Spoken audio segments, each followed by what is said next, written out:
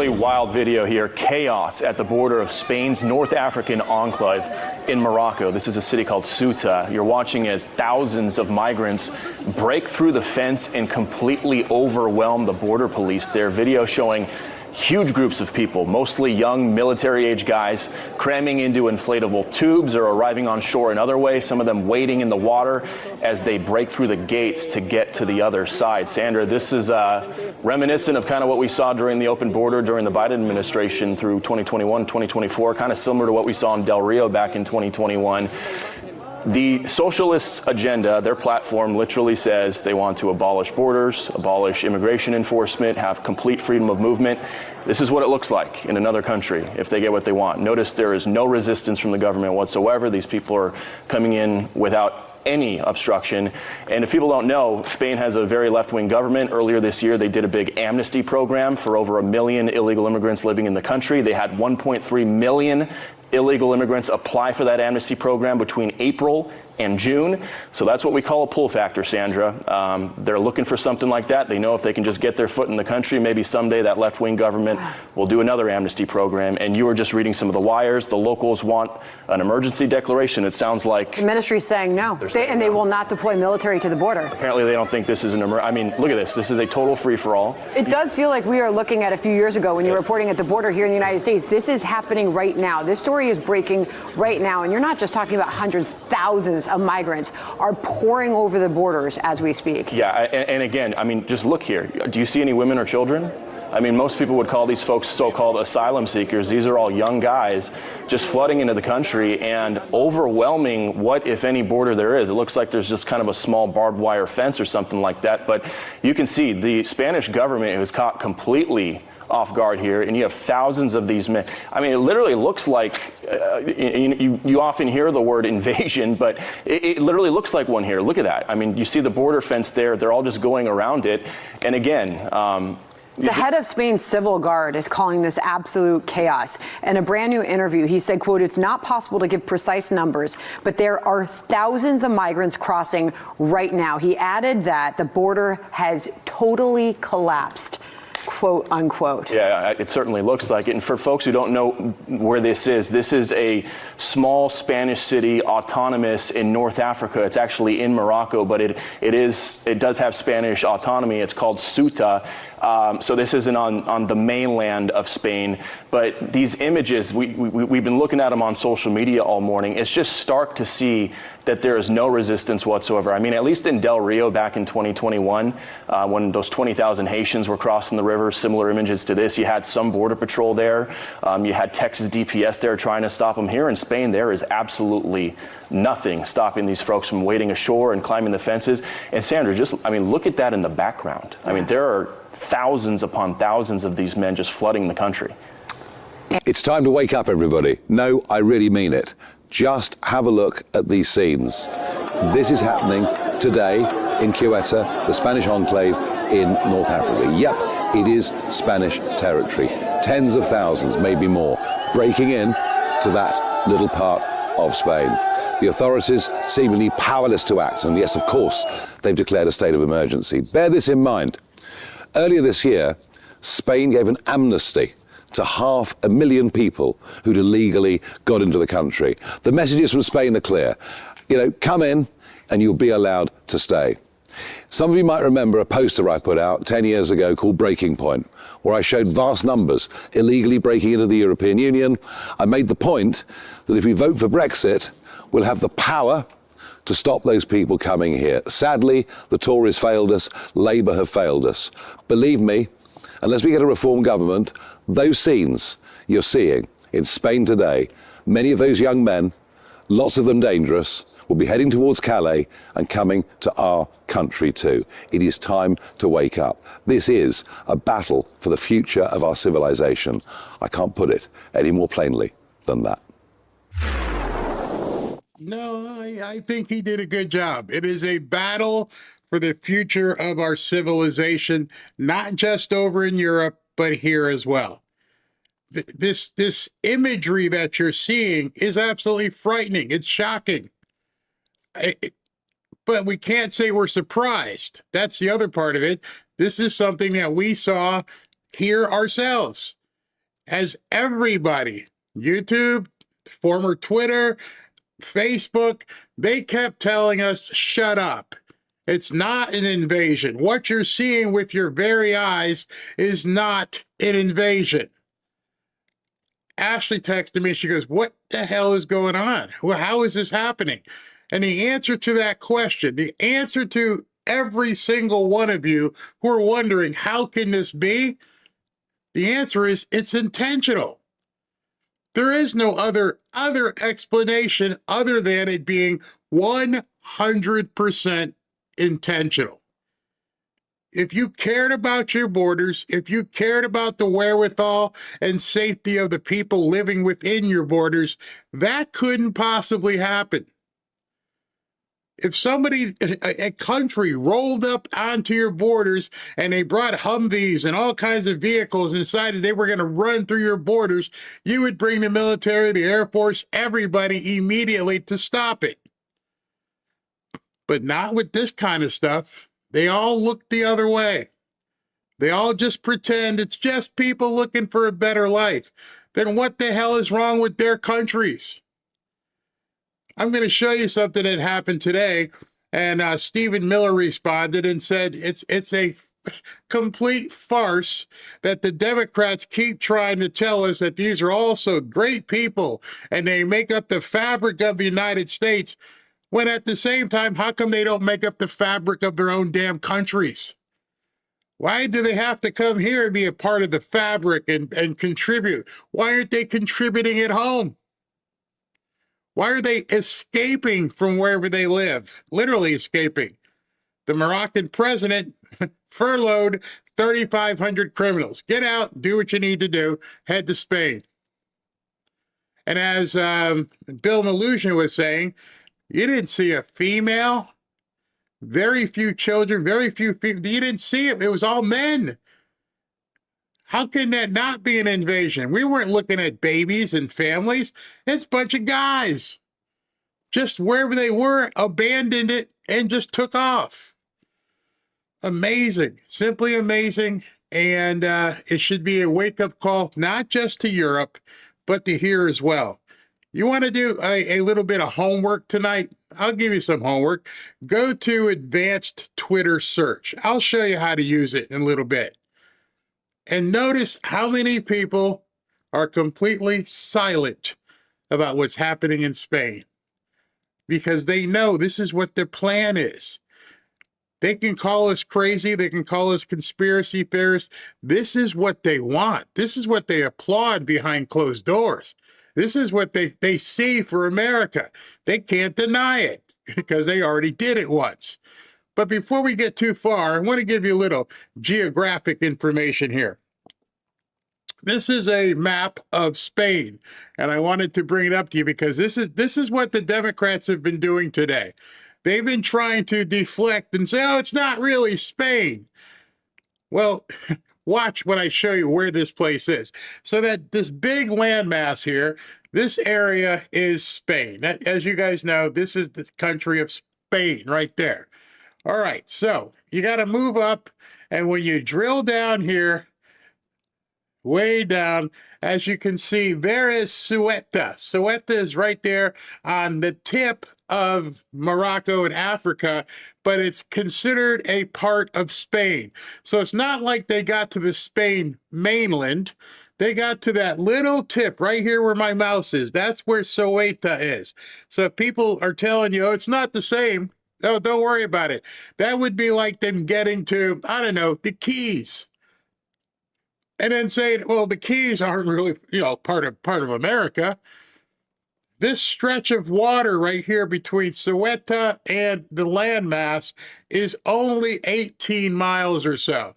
But this right here, let me see if I can drill in a little bit further. Okay, yeah, with this, you can see the border right there. That's the border, and where that border is, that is Spain.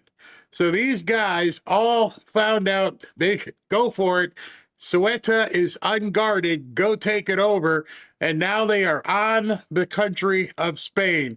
And that's the distance that they would have to cover to get to the landing of the actual homeland or mass of the country, mainland, as they would say. So it's 18 miles from Soweto, which is right here, up to there. Next stop would be, what's it called here? El Pelo, or no, here, Tarifa would be the first stop on the mainland. So they just got to get from here to there. You're thinking to yourself, well, that's still kind of far, Barry.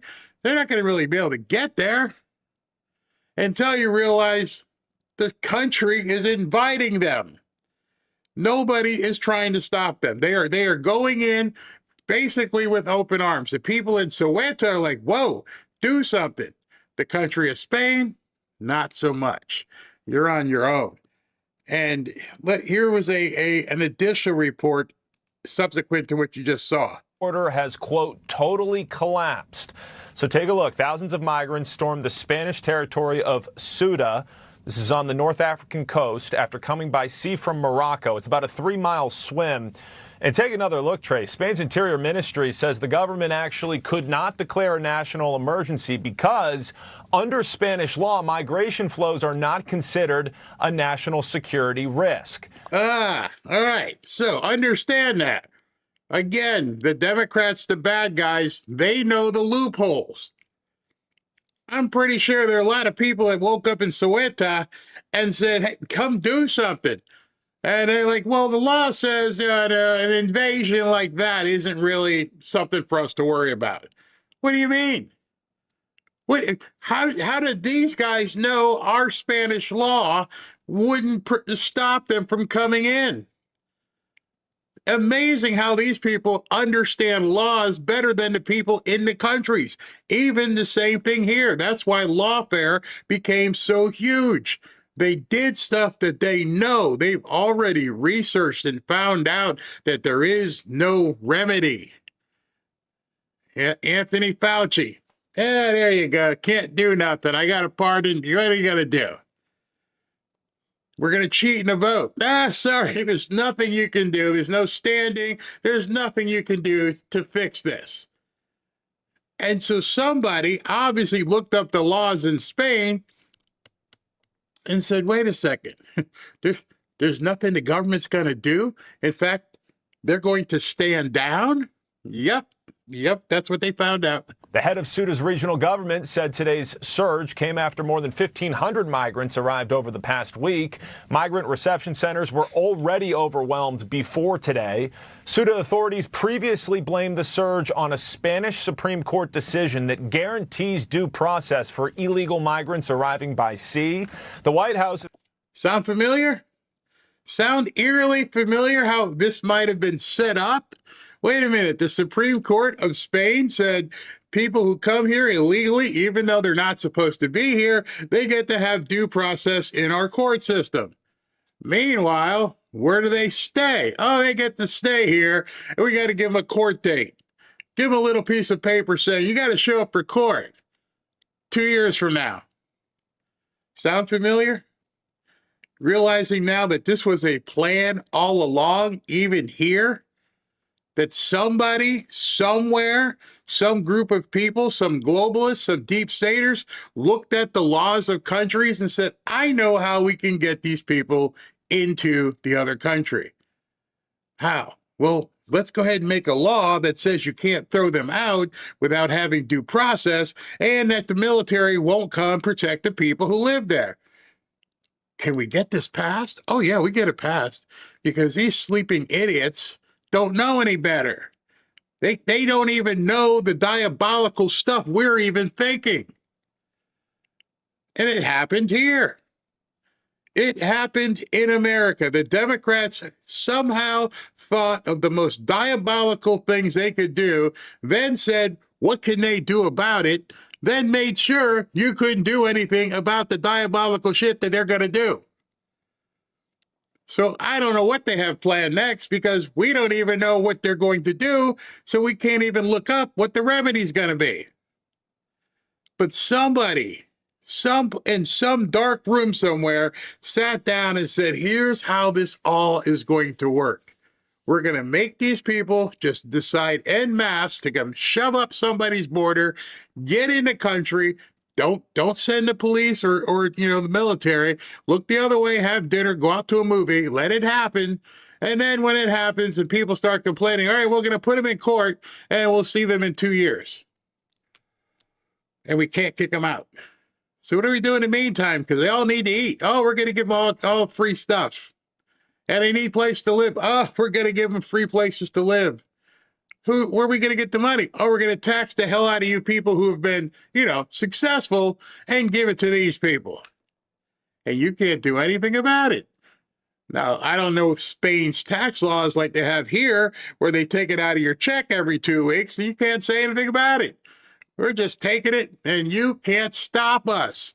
I am tired of feeling like we can't stop what's happening. We can't even figure out how to put the hole, plug it up. President Trump goes and says, we're shutting down the border. Nobody's getting in. Military. What do the Democrats do? Scream. What do they scream about? We don't want ICE. We've got to disband ICE. We've got to abolish the enforcement of our sovereign borders. It's their number one thing that they say. We have to abolish ICE. We have to stop them from getting people out of the country. Man, and at the same time, they talk about how shitty this country is and how bad it is, but then they want everybody to come here. You're talking out of both sides of your head. We suck, but you need to come here. Makes me wonder, is there a lot of property in Morocco we should look at? I mean, maybe we should be looking at some of these other places and going, I didn't know Morocco was that much of an asshole. I saw the movie Casablanca, it didn't look too bad. I mean, is there stuff going on? Is there anything going on in these other countries? Maybe it's so bad, it's real cheap. I'm being very facetious. I'm not looking at real estate in Morocco. But that's what they want here. And the only reason they want it here is because they want to take our money. Has already reacted to this today, writing, quote, President Trump has long warned Europe what would happen if they continued to implement far-left globalist policies, including enabling mass migration. Spain and other countries who have adopted this destructive philosophy should immediately reverse course or risk their own demise. Stop. Point of order. It's too late. It is now too late. You see, it's the same thing we're talking about the socialists, that you can't vote your way out of socialism. Once it happens, you're screwed. People up in New York, you're starting to find that out. You're done. You better find a way to drag him and buy his eyeballs out of there. Otherwise, you're in big, deep trouble. Now, right there tonight in that little place called Sieta, people are boarding up their doors and putting whatever barbed wire they can put on it, trying to save their asses from these people. And nobody's coming to help. It's too late. What are they going to reverse? As you've seen, government moves at a snail's pace, and it's like moving this immutable object that won't move. It's like trying to push a bulldozer backwards. It doesn't work. We can't get anything done in this country. We are being sold out by our government. We are being sold out by rhinos. We are being sold out by griftcasters. We are being sold out by the devil. Everybody wants us to go down. And yet when we fight back, they tell us we're racist, homophobic, xenophobic, all the phobies, whatever. I'm tired of being labeled anything other than a righteous American. That's the label you should be putting on me. You're trying to change the definition of what it means to be an American, telling us we have to accept this in the era of diversity. Well, you know what? I don't have a problem with diversity, except why don't we let the people who are being diverse pay for their own way?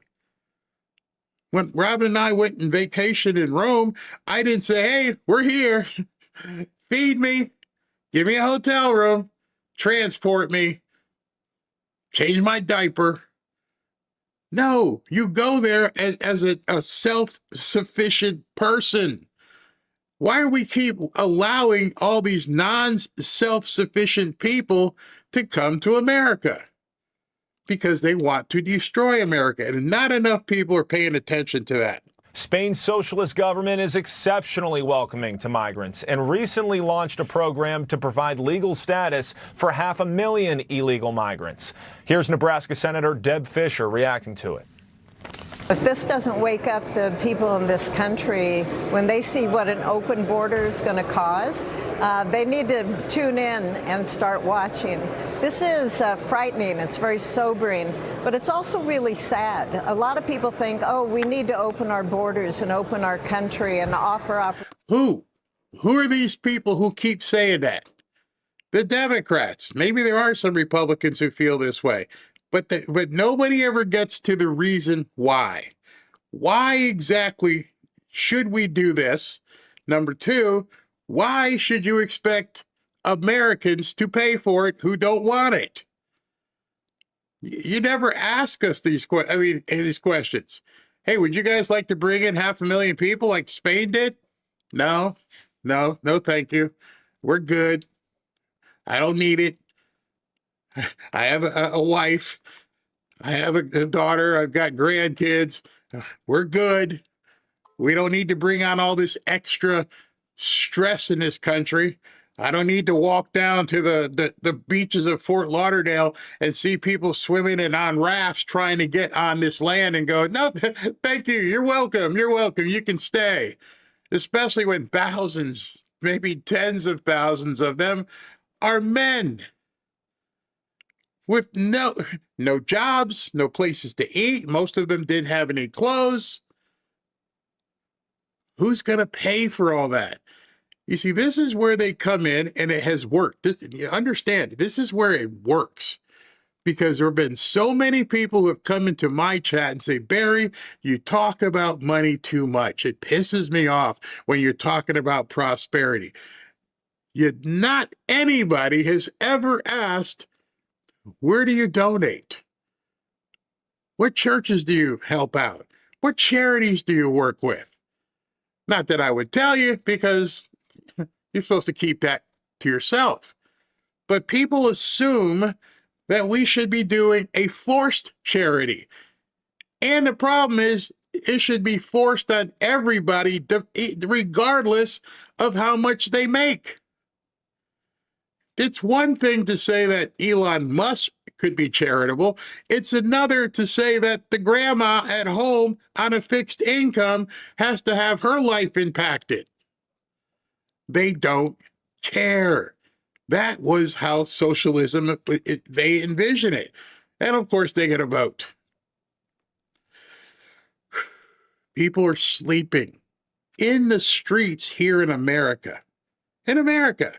But no, they want to bring in more people who are going to be a complete drain on society. And they don't want to stop it. So wake up. I hope people were already awake. Today just should make them even more so awake. We should all understand right now, Spain isn't the only person or only country under attack. Europe is under attack. America is under attack. This wasn't by accident. And it's spreading. Let me show you a couple things as we talk about that.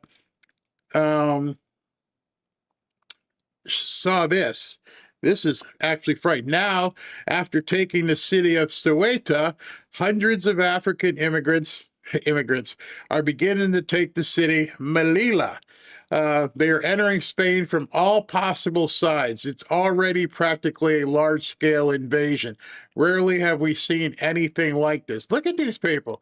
They're just climbing on roofs and doing anything they possibly can, and nobody's stopping them. Look at the cops just walking around as these people are scaling buildings.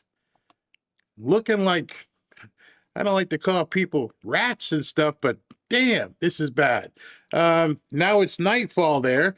This is just now the barbaric invasion of Spain is surging despite the military now being deployed to the area. It appears the military is merely watching them invade. Spain is run by coward socialists, clean house. And here it is it was bad enough that what you saw was during the open daylight. Now at night, the military's out there, and it's still being infested. They're just coming over the border completely free to do so. Imagine right now you happen to be a resident of Ceuta, and you wake up and like, what's all the hustle? What's going on? And you look outside and people are running up and down the street. And there's other videos that I can't show right now, but they are actually fighting in the street. When I saw the fighting, I didn't know if it was amongst themselves or were they beating up on residents. We'll find that out. My buddy Alpha Warrior posted this. This is what they had planned for our southern border. And if he was on the show right now, I would have to tell him, you're wrong. Because he used the past tense. When he said, this is what they had planned, change that. This is what they have planned. This is what they want for America. They haven't stopped. They're just trying to get rid of Trump and abolish ICE. Every single one of you knows every time they speak, got to abolish ICE, abolish ICE, abolish ICE. So it's not a past tense thing. This is what they have planned for America.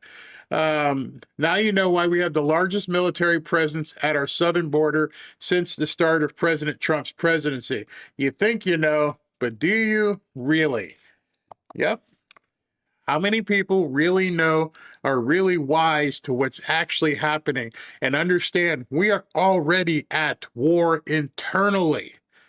They try to tell us no. They try to say we're conspiracy theorists. They probably try to say that, you guys are all walking around with tinfoil hats. This is what they want for America.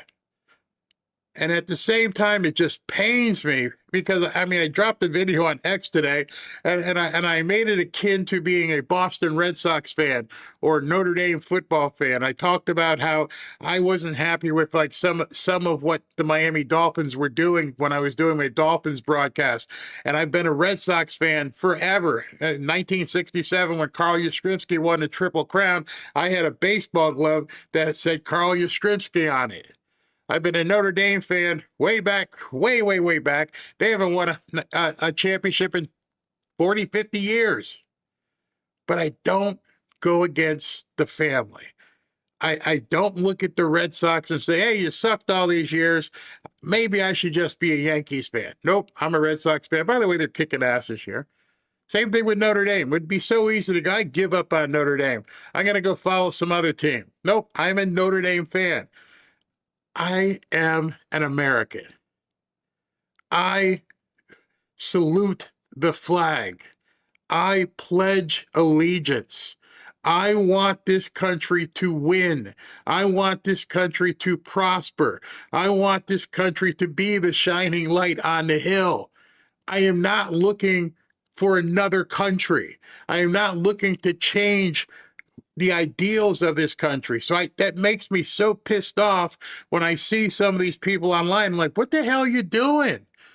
How can you be trashing this country? You know what really bothers me, and I've made this sports analogy more than once, when I said, we're right there.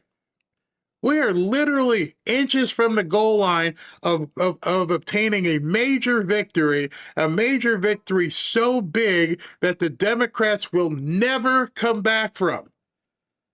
If we were to pass the Save America Act, God, I hope he finds a way. They are done. And so it pains me because I sit to myself and think, don't you guys want the ultimate win? Don't you want to make sure that we vanquish our opponent? Absolutely destroy our opponent, impose our will on our opponent? Isn't that what we want? Do we want to be on our knees begging the Democrats, please don't hurt us. Please don't give us another virus. Please don't let the illegals run crazy. Is that what we're here for? Or are we here to say, let's go ahead and rub their face in the dirt? Let's go ahead and be the dominant team.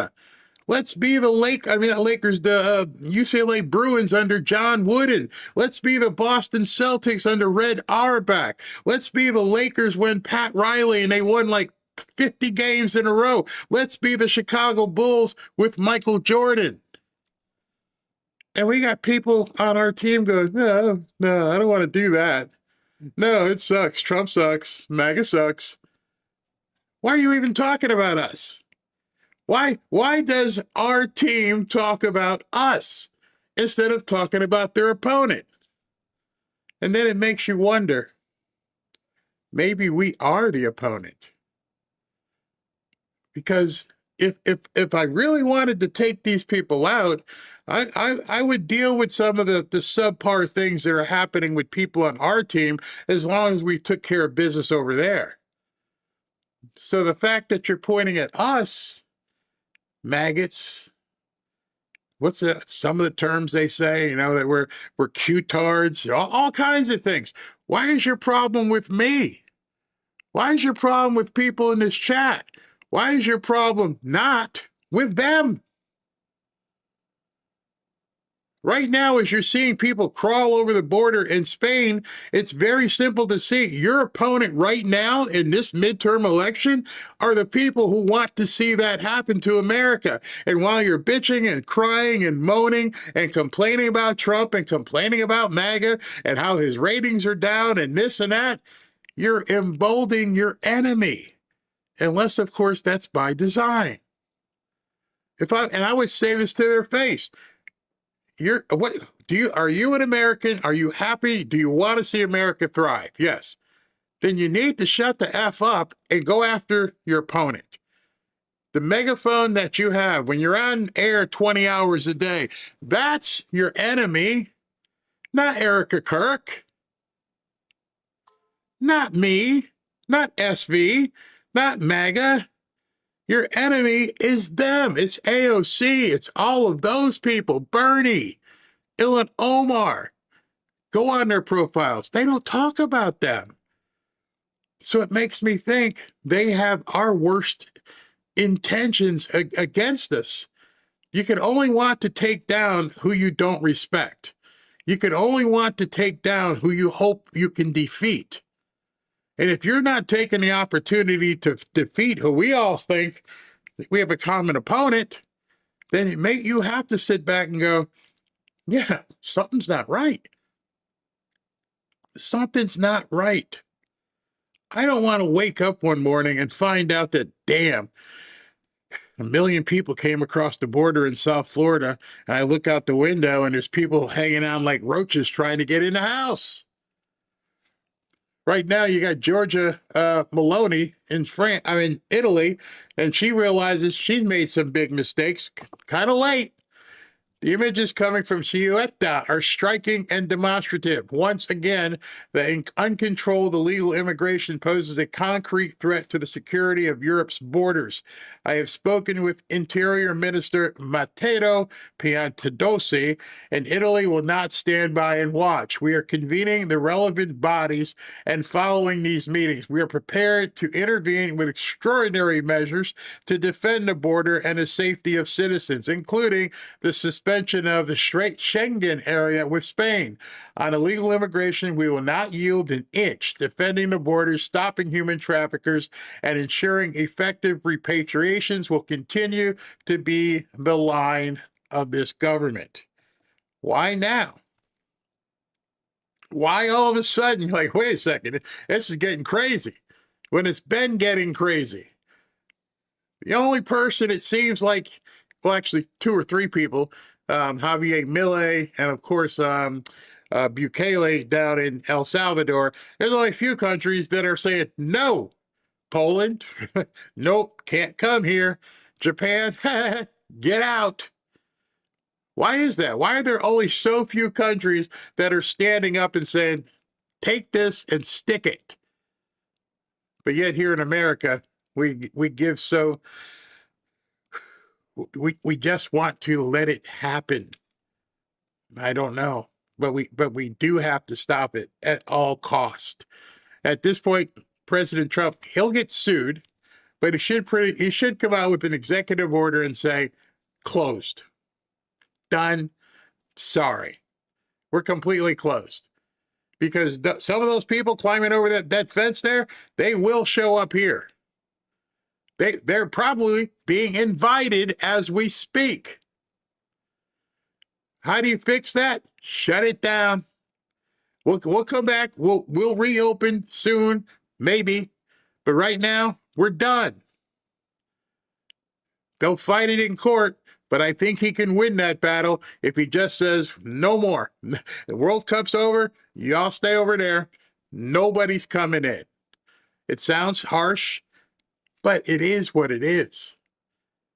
And I just think this is an opportunity for all of America, number one, to support Spain, however we can support Spain. I'm not talking about giving them donations so they can feed these people, but keep them in prayers, but lock the doors. We don't want them coming here. Think about that, Spain. Right now, you've got people, you don't know who they are, you don't know their criminal record, they have no money, they have no food, they have no clothes. They're men, which is going to cause that other problem real soon. You don't know what their religion is, but you could probably guess. And they are going to get hungry in the next couple of hours. And then thirsty. And God forbid things happen. Maybe that's what we'll wake up to in the morning, because you've been out there in the salt water, and right now you're on land. I don't know what the temperature is over there. It's a nightmare waiting to happen, and Spain doesn't seem to care. Elon Musk says a third world migration invasion will destroy Spain's entire national budget. It's basic math. If Spain offers free stuff to the migrants that is above 90% of the living standard of Earth, they create a forcing function for 90% of the Earth to move to Spain, which is around 7 billion people. That's what Elon said. Spain is destroying itself. Open borders are a choice. And then guarantee you they will go and cry to the United Nations and say, please, please give us millions of dollars so we can help these people that we let into our country. It's got to stop. And I'm not being racist. You're not being racist, but enough. And be ready. I'm telling you, it's coming here. They're going to try it. We have to shut it down ASAP. All right, before I bring on SV, I do have another story to tell you about right now. President Trump posted this just before I went on.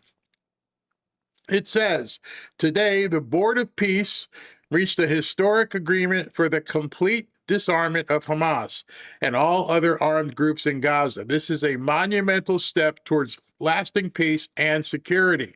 This agreement is a critical step towards Gaza finally being governed by a new Palestinian government that will work closely with the Board of Peace to help the Palestinian people. At the same time, Israel will have the security it deserves, with Gaza no longer used as a base for terror attacks.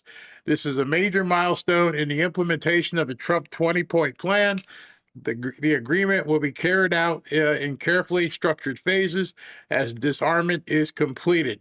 Israeli forces will withdraw, that's huge, and the International Stabilization Force will work with a new Palestinian police force to take responsibility for Gaza being safe for its residents and its neighbors. I haven't read the next paragraph, but I'm pretty sure I know what's coming. 1 year ago, there was a violent raging war, humanitarian crisis, and hostages kept in brutal captivity. We have made historic progress, and there's much work to do. You should focus on that much work to do. I want to thank the mediators, Egypt, Qatar, Turkey, for their important efforts, especially my outstanding team whose tireless work made this historic breakthrough possible. The threat that emerged from Gaza on October 7th will not be allowed to rebuild. Under this agreement, Gaza will finally be in the hands of a new Palestinian government that serves its people. Congratulations to all on this amazing development that everybody said could never be achieved. Donald J. Trump. That, if it holds, is massive. It means all of these idiots over here running around from the river to the sea just got neutered like a cat. They can't say anything. There is now an agreement, however tenuous it might be, between Gaza, Israel, and all the Middle Eastern countries. There is an agreement of peace in place. Doesn't mean it's going to hold. I doubt it will, but at least for right now, there's an agreement in peace. So what that means is, it says Israel is going to withdraw, and Palestine, or whatever that area is called, is going to have its own government put in, probably handpicked by the Board of Peace. And now let's see what happens. You can't complain anymore. You're going to have peace, and they're not going to mess with you. Don't F around. Don't have to find out. Everybody could live in peace over there. No lines, no, all these different things that you guys have over there. And the part that he didn't say is now the rebuilding can happen. Understand, if you're peaceful, people will come in and spend money.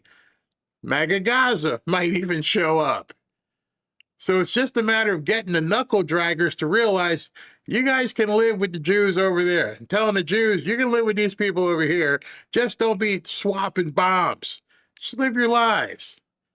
Yes, all of us who've read the Bible know that's a monumental task, but nonetheless, it's a task worth trying. And now it takes all the fangs out of everything the Democrats have been saying and protesting for years. River to the sea. Nope, not going to happen. Not going to happen. Now what do? Now you're going to become an adversary of America? Good luck with that. All right, SB, where you at? Right here, man. Hey, Anthony Fauci tonight is going, whew, thank God there's a Spain invasion. It could probably run over there and get some property. Absolutely crazy. You took my top story, cut number one. You can eliminate that one. That was my top story. What was? MAGA the Gaza? One about Trump, the Gaza. Yeah. I had that MAGA Gaza. Great minds think alike. I have two others, though. I also took number two from you. That's coming up. Oh, shoot. All right. Get ready. Well, we have the third one's okay because that's got a 2-minute video if you can download it. It's kind of interesting. I love these stories from news Hold stations. on. Let me go ahead and download this. Okay. Well, today, just to let you guys know, today, Robin and I, the reason why I had to run late today is we had to take care of some things. And then, by the time we got back, I was exhausted. She was exhausted. And, but I'm here as we speak. Gave me time to go to the pool. I was at the pool. You're at the pool. Wait a second. Where is this? I hear this. She's talking in my ear. Stop talking. Okay. Uh-oh. All right. Okay. Let me bring it in. What's her name? So I've seen her all around. Allie Bradley. That's Allie Bradley. Okay. Yeah, she's a senior immigration correspondent for News Nation. All right, so I might have to mess with the audio here because we're just bringing this in live, but let's hear. The federal government says it's spending $20 million a month on legal representation for unaccompanied migrant children, but says many of these kids are still showing up to court without a lawyer. So federal law requires that the Department of Health and Human Services provide free legal representation for unaccompanied children. The Office of Refugee Resettlement contracts with a group called Acacia to provide those services. According to ORR, the agency became concerned after reports that roughly 60% of those children were appearing in immigration court without an attorney, despite the government fully funding the program. ORR says it repeatedly asked Acacia to provide documentation showing which children received legal services and what work was performed before paying invoices, but says the documentation was never provided. The current bridge contract expires July 31st. ORR says it has tried 3 times since late 2025 to award a new contract, but each attempt has been delayed by bid protests. The agency said it offered Acacia another short-term contract that required supporting documentation for future invoices, but says Acacia declined. A senior ORR advisor now says the agency is trying to determine whether taxpayer dollars were improperly billed. We need to really examine all of the records to determine if there may have been some fraud there. There was a lot of times in court where kids had no representation at all, and we're paying $20 million a month. And I think it's important for the American... You think? You think it's important? Oh my, Barry, I'm telling you, the fraud is the infestation is everywhere. I mean, these kids... Wait a minute, I can't hear you. $20 million a month. I know. Oh my $20 million God. bucks. I mean, I'm still wondering where all the kids are. I mean, it's scary that these kids are, they don't have any legal representation. I mean, it's still going on, even though Trump has been here a year. I mean, it's just kind of scary. That's why I wanted to bring this story up. I thought Hold it on. was very, Let's finish it relevant. off. Let me finish it off. Taxpayer and for these children to make sure that the money that we're putting out, that every child has a representative. They wouldn't provide simple things like even the alien registration number, which is provided by us back to us so that we could determine if that child had representation. Acacia strongly disputes the allegations, calling them political. The organization saying the administration is demanding confidential information it has no legal right to and is withholding $65 million for legal services it says were already performed. Now, Acacia adds that children who show up to court without legal representation only have about a 1% chance of staying here in the United States. ORR tells me that they are working on a contingency plan to make sure that these kids do have some kind of representation once this contract expires. Did that sound a lot like what Spain did? Hey, you got to provide them with legal fees. How much? Was it 20 million a month? Yeah. You know what? If I'm going to, whenever I do something fraudulent, I won't, but if I did, I'm going to say, stop, you're being political. I'm going to use that excuse. That's going to be my excuse from now on. What in the hell? $20 million a month. I mean, Wow. Tomorrow's show, I'm going to talk about the fraud bust that happened today. Did you hear about that? Which one? I mean, seriously. I've seen a lot. One I saw was like 90 million. Another was 100 million, and they just keep finding all these things. And the people who say nothing's happening, there's so much happening. It's that I don't think enough people understand what is exactly going on. And I firmly believe this is all disclosure. You have to see it, because at this point, we're all sick of it. I mean, you're sick of it. Every time you pull up one of these stories. Oh yeah. I mean, Nick Shirley, Akash Patel, he has that wanted list. It's like you see an X and X on, 500 million here, $500 million, trillion.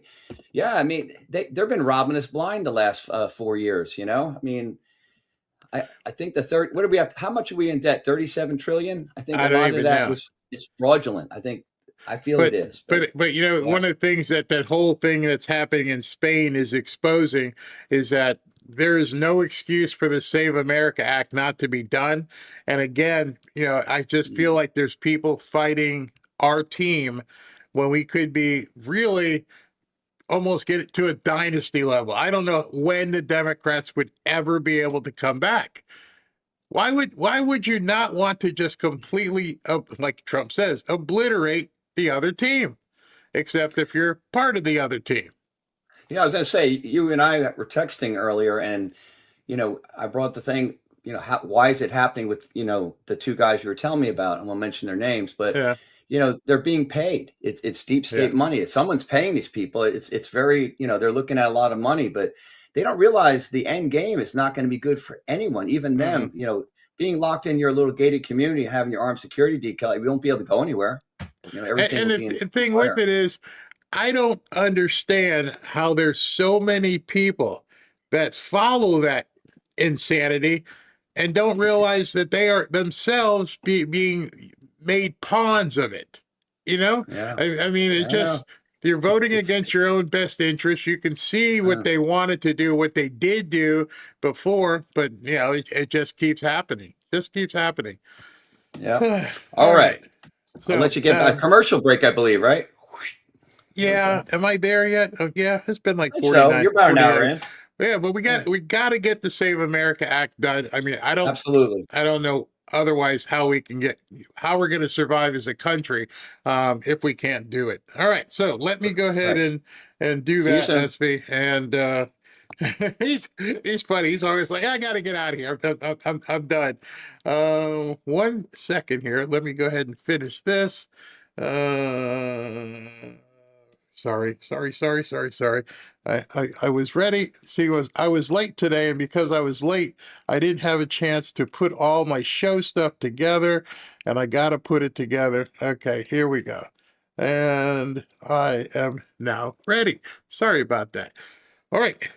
Microplastics are becoming too much of a problem to ignore. They're in 94% of U.S. drinking water, nearly 90% of our meat and seafood, and the average American inhales an estimated 68,000 microplastic particles every single day. The EPA recently decided not to include microplastics in the next nationwide drinking water monitoring program for some reason, meaning we likely won't have updated data for years, even as microplastic exposure continues to rise. Scientists have already found microplastics in our blood, our arteries, and even in our noggin, in our brain.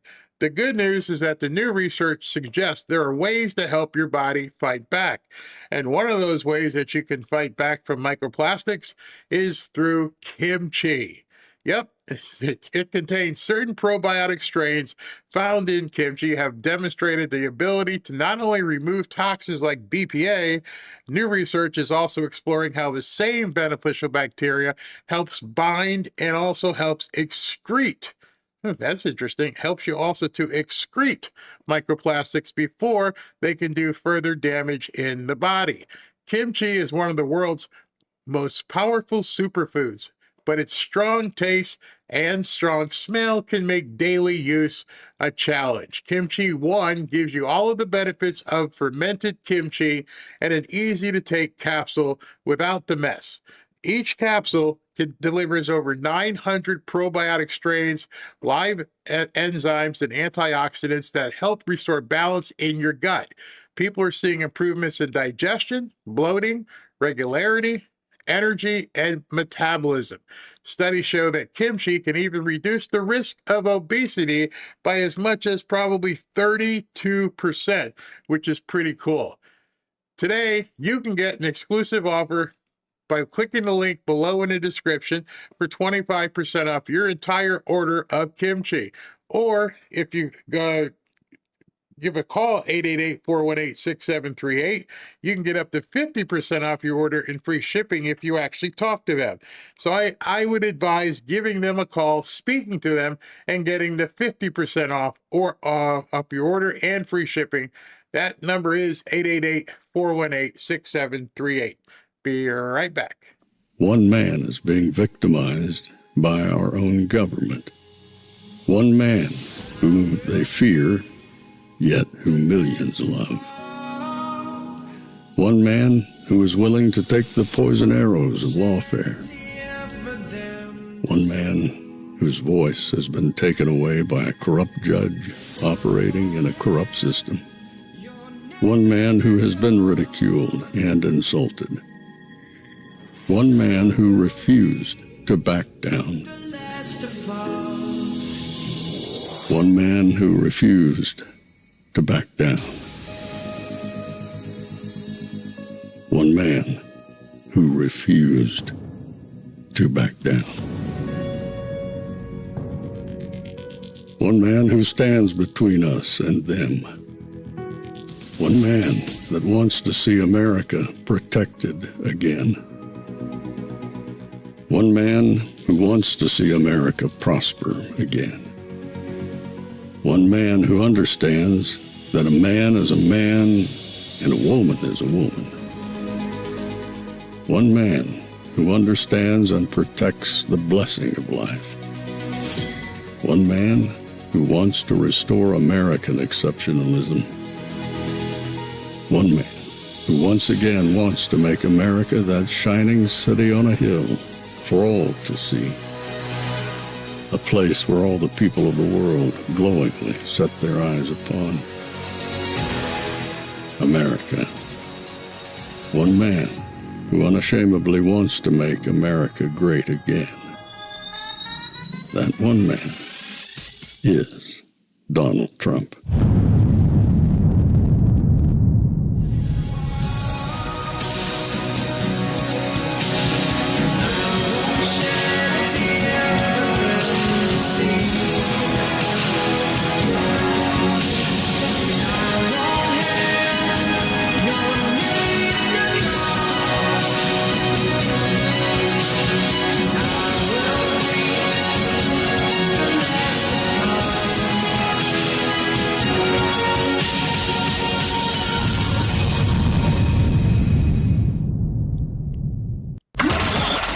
This is Fanfare with Barry Cunningham.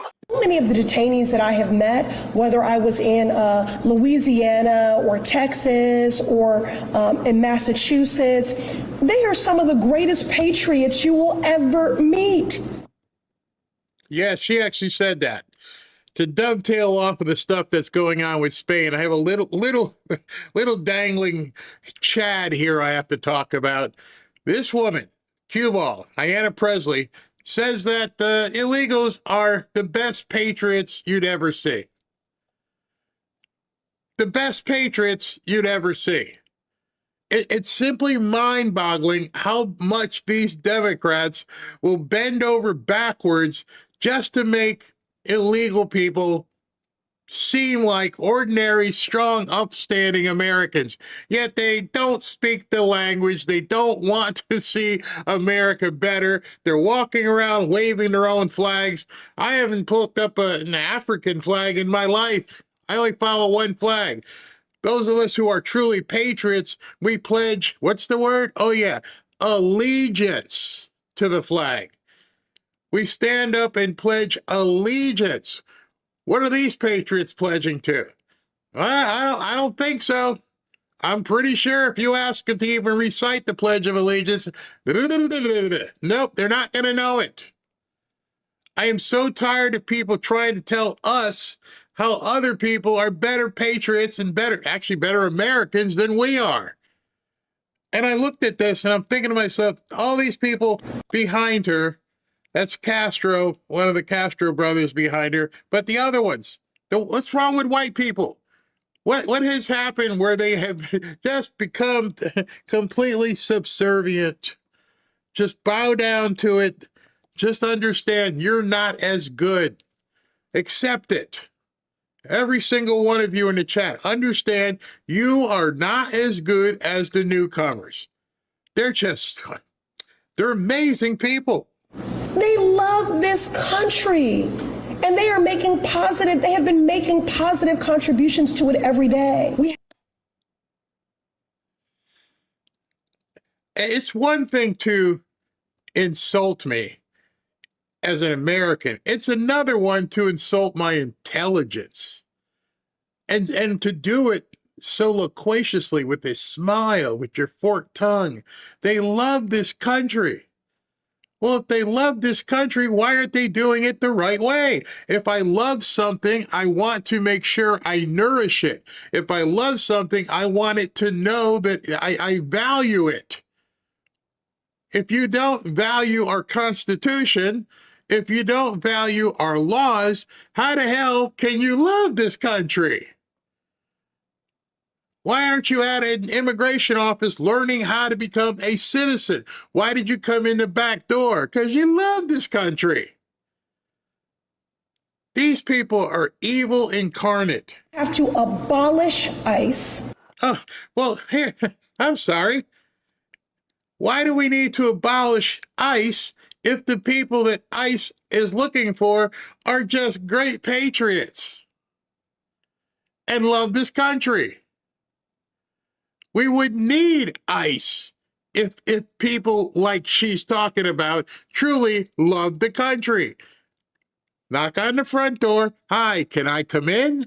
What do I need to do to gain entry? Because I love America. America been very, very good to me. I love America. What do I need to do? I don't kick in the back door, complain. I don't work in the cover of darkness. I don't work off the books. I don't do any of this stuff because I love America and I'm a great patriot, right? Wrong. Stephen, they're the true American patriots. They're better than you. They're smarter than you. They're more honor roll students than you're ever going to have. These are the true American, the real renegades. For the American experience. And yet somehow, Laura, they cannot enrich their own countries. Thank you. Thank you. If they're such great people, and I don't mean great for people in terms of like we're better than them. I'm just saying they're great patriots. Why aren't they great patriots to their own country? How did you not build up skyscrapers where you come from? How did you not open businesses where you come from? Because you're so great. How is it that you can come here to the country that you find great, that you're a patriot of, but then you complain about it and want to abolish our laws? I would think it would be better off for her to have stood in front of that podium and said, I don't want to abolish ICE because it's a agency that upholds the country that I love. Kind of hard to say I love America, but we need to abolish this part of America. Wow. Tell them, Steve. They cannot enrich Haiti. They cannot enrich Somalia. They cannot enrich the failed states in Latin America or in Africa or in parts of the Middle East. Somehow, these migrants are not able to make any of their own countries work. Have you thought about it that way? When I heard this short thing, as I'm watching the people dive over barricades and crash through fences in Spain, is anybody go, hey, well, why didn't you do that in Morocco? You're saying it's so great. Why are you just the biggest patriot coming here? And why are you're so skillful? They built this country. Why didn't you build your own country? What stopped you from building buildings in whatever S-hole you came from? Oh, you know what the answer is? What stopped you was our money. See, the country you came from is a S-hole because Americans worked their asses off to get what they got, and we basically give money back to the government because we hope the government's going to act in our best interest, not your best interest in some other country. Our economy is going to prosper, not the economy in some other country. Our health care, all the stuff that we go to work and pay for is for here. And yet when these people come here every Friday afternoon, they're sending the money back to Mexico and Morocco and wherever else. All they are is siphoning. They're like, milking a cow. We're the big cow of being milked. I'm tired of having my things yanked on. I'm pretty sure you're tired of having your things yanked on. And we're told, in fact, their own countries are so unsafe, they cannot live there, but no one can ever explain why their countries are failed, why they're so supposedly or actually unsafe, why it is that it doesn't work. Laura, if you allow unlimited migration from the third world to the United States, all that happens is you turn America into the same third world country from which these migrants came. It's pretty simple. It is a very simple equation. You import the third world, you become the third world. If it wasn't that way, they would have done it at home. No Democrats can ever explain that. Why are they coming here? They want a better life. Why is here a better life? The country that you guys say suck, that you have to tear up our Declaration of Independence, and you got to get rid of the Senate, you got to get rid of the Supreme, you got to get rid of everything in the best country of the world that they want to come to in order to do what? Why are they knocking? No, they're knocking. Why are they kicking in doors? Why are they swimming across the Rio Grande? Why are they doing what they're doing to get here if here is so damn bad? Why are you trying to turn New York into Uganda? New York wasn't having any problems. Yeah, there were some homeless people. There were people who weren't making it. But hey, like Frankie said, if you can make it here, you can make it anywhere. People had to work their behinds off. What exactly is the problem? Don't know. Is that SV? Let me see here. If he got something he wants, any breaking something. No, that wasn't here. SB just had a bulletin. It says at least 18 of the invaders have now reportedly died while trying to cross into Spain. I don't know if that's it going to Ceuta or if they're trying to get to the mainland, but 18 of them are dying. Why are they dying to get to Spain? Why do they die to get here? Why do they cross the desert with coyotes, real ones and the cartel ones? Why are they stepping on rattlesnakes, getting, stuff done to them by men? Why are they doing that to come to the most awful country you can imagine?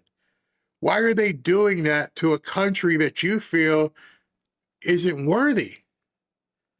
If you, as a socialist, want to destroy capitalism, if you want to get rid of the Supreme Court, if you want to get rid of the Senate, and you want to get rid of the budget for military, if you want to defund the entire military and take over every business out there and make it a part of some other big pot, then aren't you just telling the people who are trying to get here, who are dying to get into this country, that, oh, what we're trying to do is turn it into the crap hole that you just came from?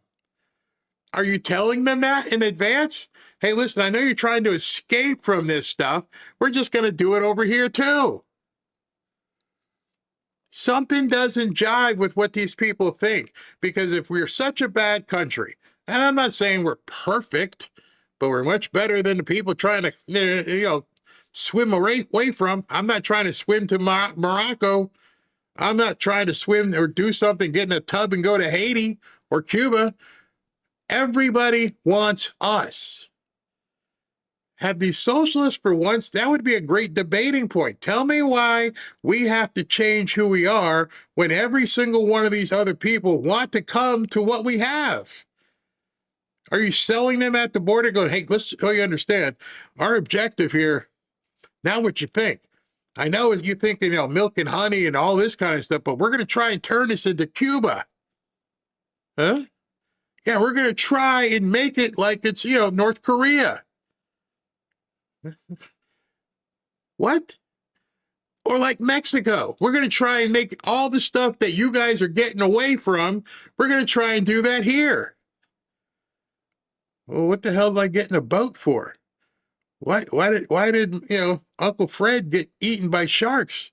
This is going to be no different? No different here. We're going to make capitalism obsolete. We're going to do away with it. We're going to run socialism. We're going to, dole out food and things. We're going to have government grocery stores. Well, what did I swim here for? Why are they trying to turn it into the place where these people are escaping from? You just saw videos of people climbing over fences. SV just texted me, 18 are dead. Imagine if they said, guess what? You're in Spain. We're socialists too. You don't got nothing here. Why would they come? See, that's where I think they have a whole other problem, because they've convinced the idiot kids in this country that it's bad. But I wonder if they told the amazing patriot that she's talking about, the people who are contributing to society. Isn't that against everything you want for this country? As you sat there and listened to her and heard her talk, you have to realize she's talking about something that she no longer wants. We don't want successful people. We don't really want patriots. So how is this mind F even working? We're going to listen to President Trump, who did a speech and had an event today. And it was very interesting because that same parallel thought was going through my mind. You invited all these people here. You had them storm the Bastille. And you gave them jobs and licenses and tractor trailers so that they could make a whole bunch of money. Yet you're telling them we're going to turn this country into a place where you can't have the money. See, you're sentencing people to being cogs in a wheel, and they don't even know it. President Trump today, as he started with this Freedom Hauler initiative, and he's making it available for veterans to go ahead and drive the big rigs, and at the same time, you'll hear him say they just got rid of 24,000 illegal CDL drivers. So 24,000 jobs for Americans, good paying jobs, just opened. No one's talking about it. None of the panicans, none of the grifters, nothing. So it's just 24,000 jobs, high-paying jobs just opened, and they didn't want to talk about it. Take a listen. And thank you all for being here as we take action to get illegal alien truck drivers off the American roadways. We're doing a very strong movement, and we have had such support for this, and replace them with proud American veterans. And it's about time. I want to thank Secretary of Transportation Sean Duffy, who's doing a fantastic job. Secretary of Veterans Affairs Doug Collins, likewise, really doing a good job. 92% approval. That's not bad, Doug. You'll get it up a little bit. Acting Secretary of Labor Keith Sonderling, and along with President of Werner Enterprises Nathan Meisker. Thank you very much, Nathan, and representatives from the American Trucking Independent. We're all behind this 100%. I'm behind it 100%. We got to stop it. Every day you see another story. We're not going to let that happen. That won't happen with our great vets. But above all, thank you to the amazing veterans with us. I mean, they've just been with us from the day they were born, I suspect. They're great patriots, and we love them. And we want to thank UPS, FedEx, and Werner for the job they've done. Thanks as well to the National Commander of AMVETS, Paul Shipley, Chief Operating Officer of the Independence Fund, Doug Ackerman, and the great patriots from the Wounded Warrior Project, American Legion, Blue Star Families, Gary Sinise Foundation, Vietnam Veterans of America, and Paralyzed Veterans of America. We thank you all, and thank you all for being with us. Very special. Thank you, fellas. Thank you, everybody. For many years, American highways and roadways have been terrorized by unqualified illegal aliens dangerously driving big rigs like that. You got to know something to drive. Wow, that sucker is a big one. That's big stuff.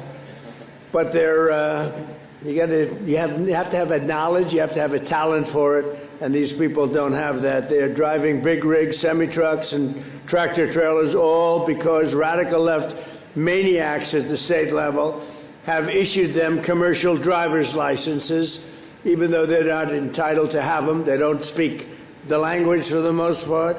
Many of these illegal aliens don't even come close. They don't want to learn the language. They don't care about the language, and they don't speak it. They don't speak English. They cannot read basic road signs. In many cases, they've engaged in reckless driving that has caused many, many preventable deaths. Many, too many to even talk about. Last August.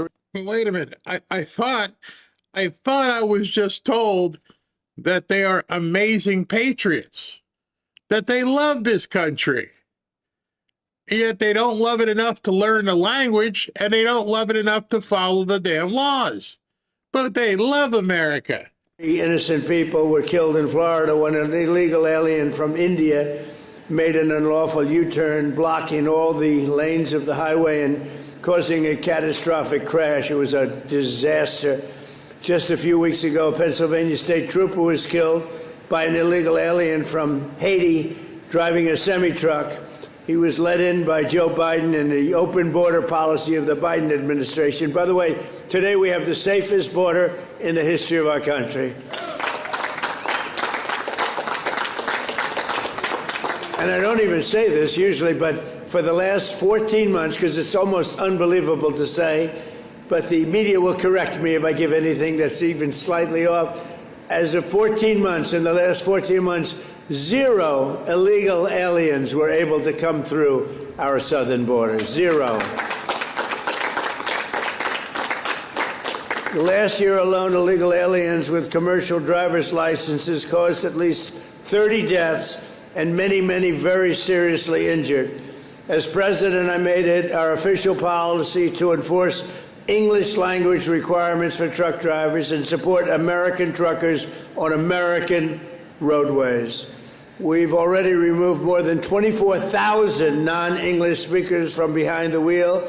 We've also forced states to cancel more than 28,000 commercial driver's licenses unlawfully issued to illegal aliens. They were given illegally. As we get illegal aliens off the roads today, we're also taking action to replace these unqualified migrant truck drivers with highly qualified American veterans.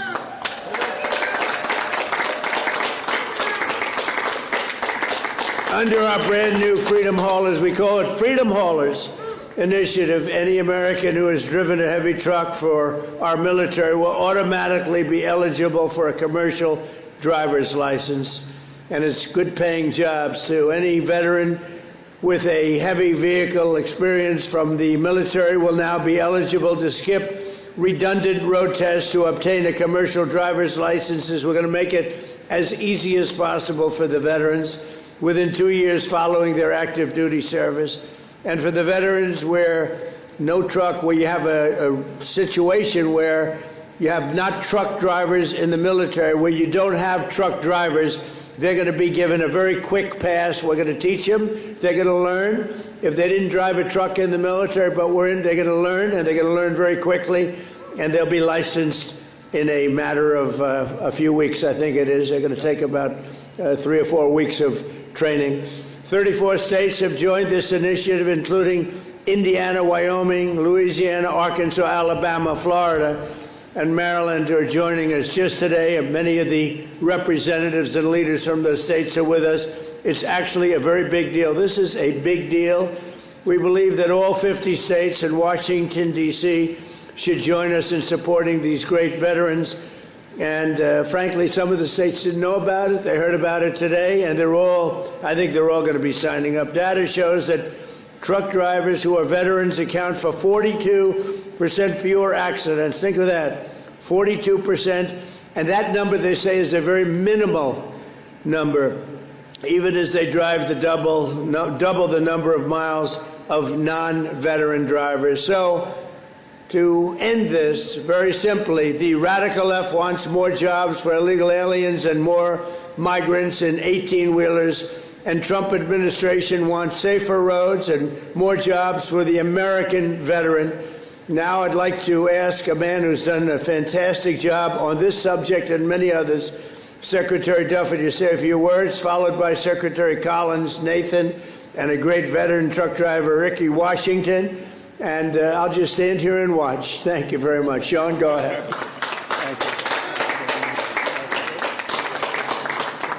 So thank you, Mr. President. And to underscore your point, President Biden let in millions of illegals into this country. And he thought it would be a good idea that when they come in, they get a job, and they get a job driving a commercial motor vehicle. They didn't have the training. They didn't have the skill. We didn't do background checks in the last administration, so they could have had a mile-long rap sheet of crimes or drunk driving or speeding violations, but we didn't know who they were. And we saw that when those illegals were driving these big rigs, they were killing American citizens. You're a family that was on the way to Walmart, or you're going to church on a Sunday, you could lose your life on an American road. So because of the president's initiative, he signed an executive order over a year ago. It was the common sense rules of the road. And since you signed that executive order, we all have been working overtime to make sure we take illegals off American roads and we give those jobs to great Americans, including great American veterans. So that's right.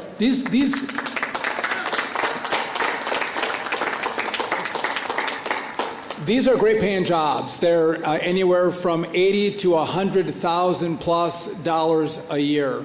And it's important because you have men and women who drove big rigs in the military who would then get out and have to go through months-long training for their skills and their knowledge test to drive this vehicle over here.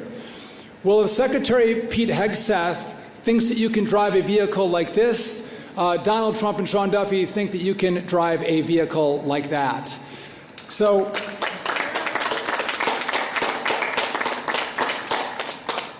we have illegals are out, American patriots are in this administration.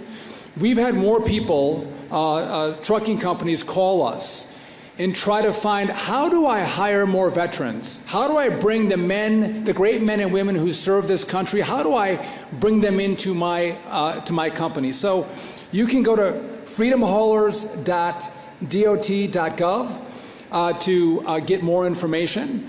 But we are clearing the deck for you to get a great job in trucking. Mr. President, there's a lot of things that the radical left, as you mentioned, get angry about because they're radical. But safety for the American citizenry is bipartisan. This is not a political issue. This is an American issue. Let's make sure American roads are safe. Let's make sure we put great patriots who serve this country on American roads, well-trained, with great skills. And I think this is one of the great legacies of your administration. I am grateful for your leadership, putting America first, American veterans first, American roads first over the illegals who the last administration prioritized. It has been just an honor to work with you, and to me, he's a master class. To see how this president operates, to watch him and learn from him is amazing. So thank you. I appreciate it, Mr. President.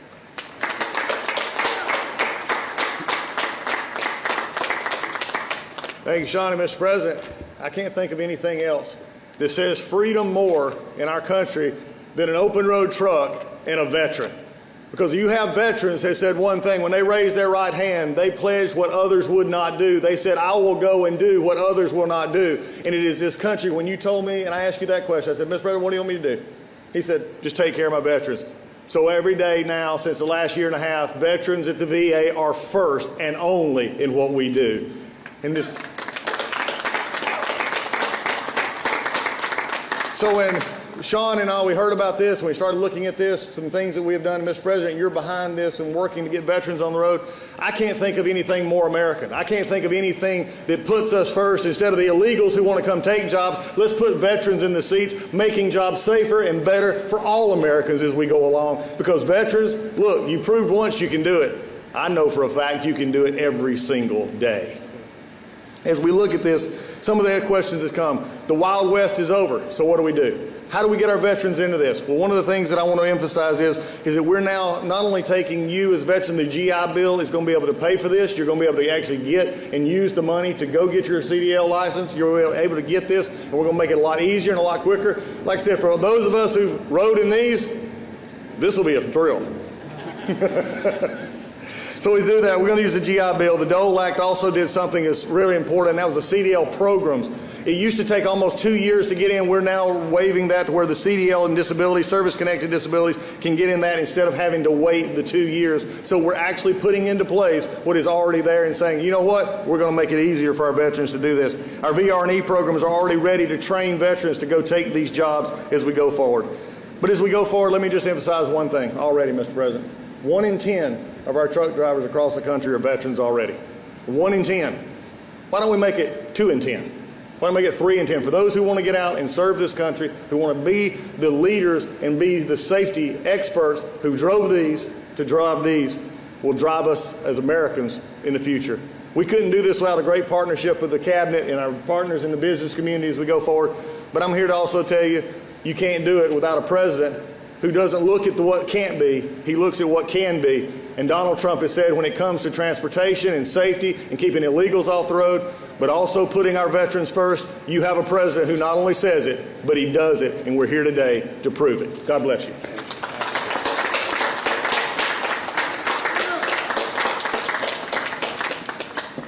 I would like to thank President Trump for inviting us all here today. It is a profound honor to stand with you here at the White House, along with the brave veterans, the military leaders, and cabinet members, in the same month that we celebrated the 250th anniversary of our great country. If I could take a moment, for those of you that are at a camera and facing this way, there are hundreds of veterans here today. And I feel like we owe it to the veterans who have sacrificed. The saying is that all gave some and some gave all. And I would like to take a moment for all of us to thank the people behind the camera and the men here for their service.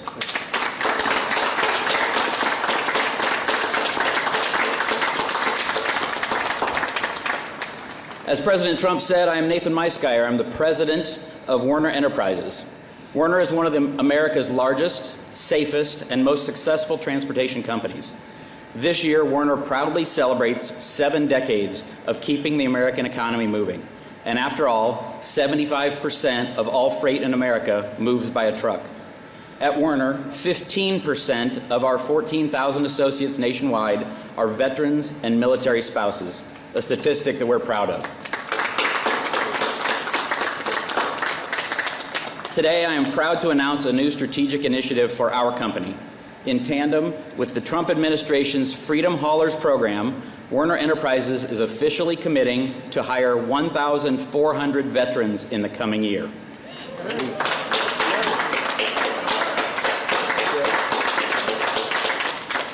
This administration's Freedom Haulers campaign will have a direct and powerful impact on our ability to bring even more veterans into our workforce and into this great trucking economy. Cutting through red tape and translating a veteran's military driving experience directly into a civilian commercial driver's license. Veterans at Werner often move up the ranks into roles as driver leaders, and many serve as premier road team captains, mentoring the next generation of drivers and representing the absolute best of American trucking. We should all commit to ensure that every veteran returning home is met not just with handshakes and hugs and applause, but real opportunities to lead, drive, and succeed. Thank you again to President Trump and all of the members of the Trump administration who support our heroes and these pro-veteran initiatives. May God bless our veterans, may God bless our leaders, and may God bless America. Thank you. Thank you.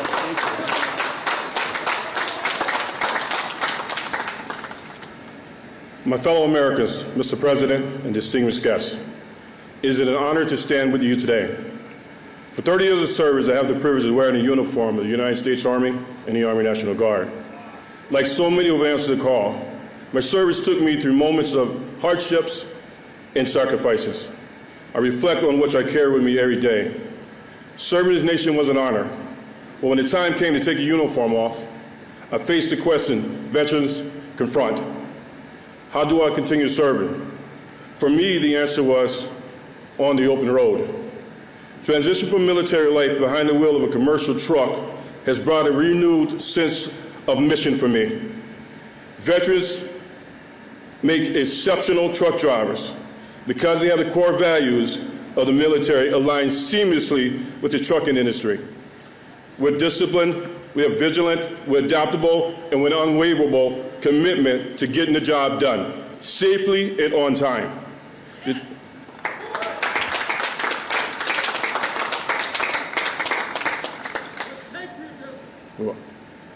The trucking industry is more than just a sector of our economy.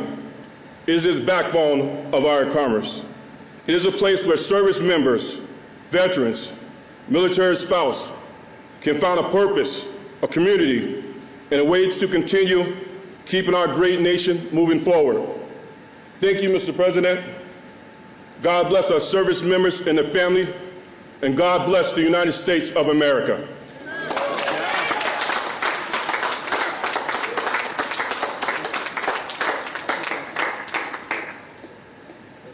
Anybody like to say anything?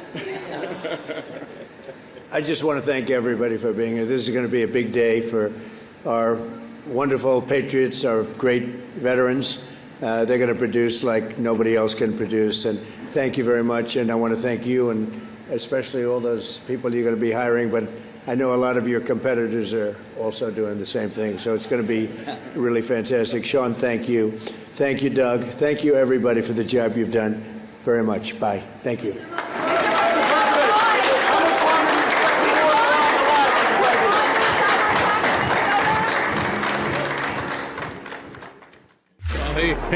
He just dropped the mic. Bam, here's 24,000 jobs for veterans. You know, I remember when I was doing stuff for the Trump 1 presidency, and there was a T-shirt I was selling, and I don't know, maybe SV, maybe some of you guys could verify this, but at one point, I don't know if it's still true, but at one point they said there were 22 veterans committing suicide every single day. I hope it's gone down. I hope it has really diminished. But at one point, a few years ago, 22 veterans per day were committing suicide. Just let that sink in, that 22 people who were veterans decided to end their life every single day. And so anything we can do to help these people, become more productive, help the economy, create the productivity alone should help somebody's demeanor. And then, the rest of the people who maybe have drug problems or PTSD, we can work with them as well. I don't understand how we discard any veteran. If you have gone to war, if you've risked your life for this country in any capacity, I always felt you should come back with like a Amex Platinum card, and the rest of your life, hey, you're good. You're good. You need something, just go ahead, use this card. We'll take care of it. Don't abuse it, but you know what I mean. And I find it abhorrent that we knew there were 22 veterans a day committing suicide at that point. I just hope this can save one or two. If one or two people can get saved and become more productive and are driving their own big rig, I just find that to be amazing. I mean, if I was younger and single, I don't know if I could do it as a married man, but younger and single, I'd put my butt up in one of those big trucks and learn how to drive it. Get out there on the open road, spend some time, go from city to city. I mentioned when I did the interview with the trucker guy that my brother-in-law, my sister's husband, obviously, he drove auto transport. He made a good living. He made a very good living, and he loved it. He absolutely loved it. And most of his stuff was basically intrastate. He didn't have any long hauls, so he would be home almost every evening, but he absolutely loved it. But yeah, let me know if that stat is still true. If it's still 22 veterans a day are committing suicide. SB, has anybody verified that? Is it still that high? Have you seen it? I don't see that. No, I haven't seen it yet. Okay. Somebody, Jesse says now it's 17 and a half. So I don't know if somebody cut off their legs or something. They didn't actually die. It's only half. 17 and a half. I mean, that's a weird stat there. Yeah. 17 and a half. So, you lost an arm to a illegal migrant? Yeah, that must be the stat. Somebody else just said, I Googled it and it says 17 and a half. Well, that's some good news. Like I said, it was 22. That was wild. And if you guys didn't know that just probably opened some people's eyes that as of today in 2026, we still have 17, 18 veterans per day. Wow. I didn't know that. Did not per know. day killing themselves. There's something wrong. Something. I mean, maybe we can say that's helped out with Doug being the new VA person. But you know, if you hadn't heard that, so SB, you hadn't heard it before. It's shocking, isn't it? No. Yeah, very shocking. Shocking. I mean, it's a terrible stat that needs to be reduced. Yeah. Absolutely. All right. So, what do you got for me? You got something? You got a couple here.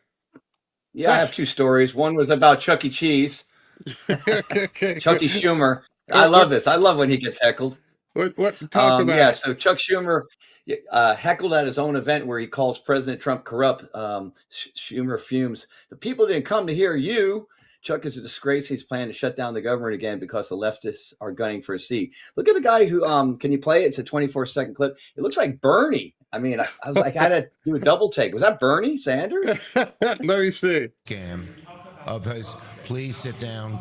Please sit down. How dare you talk about corruption? How dare you talk about corruption? Thank you for your diatribe. Oh. Now, let's continue. Let's continue and let the people didn't come to hear you. The Hamas wing wants Chuck. Man, they don't like it when people push back, do they? I love it. Well, you've seen that lady. I just love Alice and how she chases them around in the halls, and they don't want to talk to you. They don't want to talk to people. Now, what was interesting is Chuck is a bigwig in the Senate. You're telling me the security allowed someone to basically get within, I don't know, look like about 2 feet of Chuck Schumer. I don't like Chuck Schumer, but you're telling me that somebody kind of angry got that close to him. Woo, that's kind of Look scary. at the guy. I mean, they probably thought it was Bernie. Bernie, sit Frank. down. Sit down, Bernie. Shut up. Shut up. I don't want to hear from you. Oh, my gosh.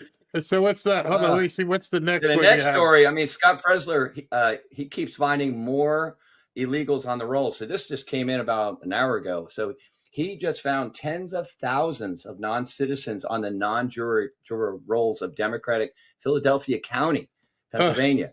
That is, yeah, right. I mean, interesting how that one was all blue.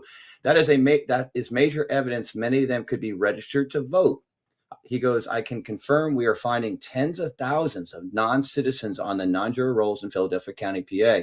So he's saying, purge the rolls of all non-citizens and pass the Save America Act now.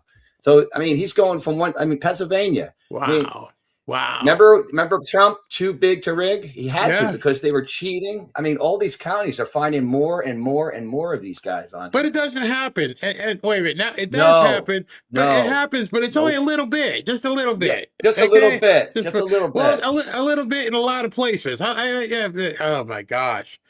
I'm adding it up. We're in the millions now. I mean, holy crap. And the question goes back, how are they finding this? Yeah, I think it goes. Well, he's pressuring them to get the rolls. I mean, that's why the blue states that Kamala won, they're trying not to let people see it. They're doing everything they can, but eventually it's coming out. You know. I have an idea on how this stuff is being found. The same way the fraud is being found. I'll get to that in a second. Elon, right. baby, Elon. Thank you. Sorry, man, I blew it. See ya. That's okay. All right, so I have something, excuse me, very interesting. I bet most of you probably didn't see this. It was on Harris Faulkner, on the Faulkner Focus, I believe it's what it's called. And she brought in a focus group, on a Faulkner Focus, into the studio in Fox in New York and asked people some questions. Take a listen. Let's look at this. Let me make sure I've got this queued up correctly. And here we go. Primary season is almost over, and that means we are about 13 plus weeks away from the time when you vote on which political party controls the power on Capitol Hill. And as we do it here on the Faulkner Focus, voters' voices matter most. Historically, the party which holds the presidency loses ground. That's seats in the House and Senate. And a recent Fox poll on the generic ballot shows Democrats hold a slight edge, 1 point outside the margin of error. And when it comes to those highly motivated in the midterm elections to vote, it's a virtual tie between Republicans and Democrats. Now look at that. That is remarkable, way above 80% for both. People are ready to vote. A separate national poll shows the economy as the top issue on voters' minds as November fast approaches. The economy by a wide margin, in fact. And something causing a huge rift in the Democrat Party, particularly, the rise of socialism and radical left candidates running and winning in primaries all across the country. A new poll shows a majority of Democrats say they see socialism favorably, as well as the major organization backing socialist candidates, the DSA. Republicans very much have the opposite opinion.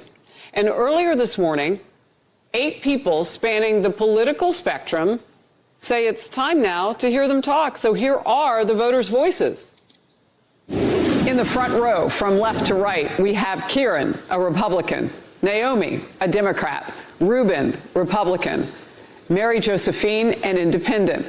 And in the back row, again, left to right, Jay, a Democrat, Dominic, independent, Corey, Democrat, Robin, Republican. Welcome all in right now. I want to jump right in with something that kind of surprised me. You guys all talked with my team.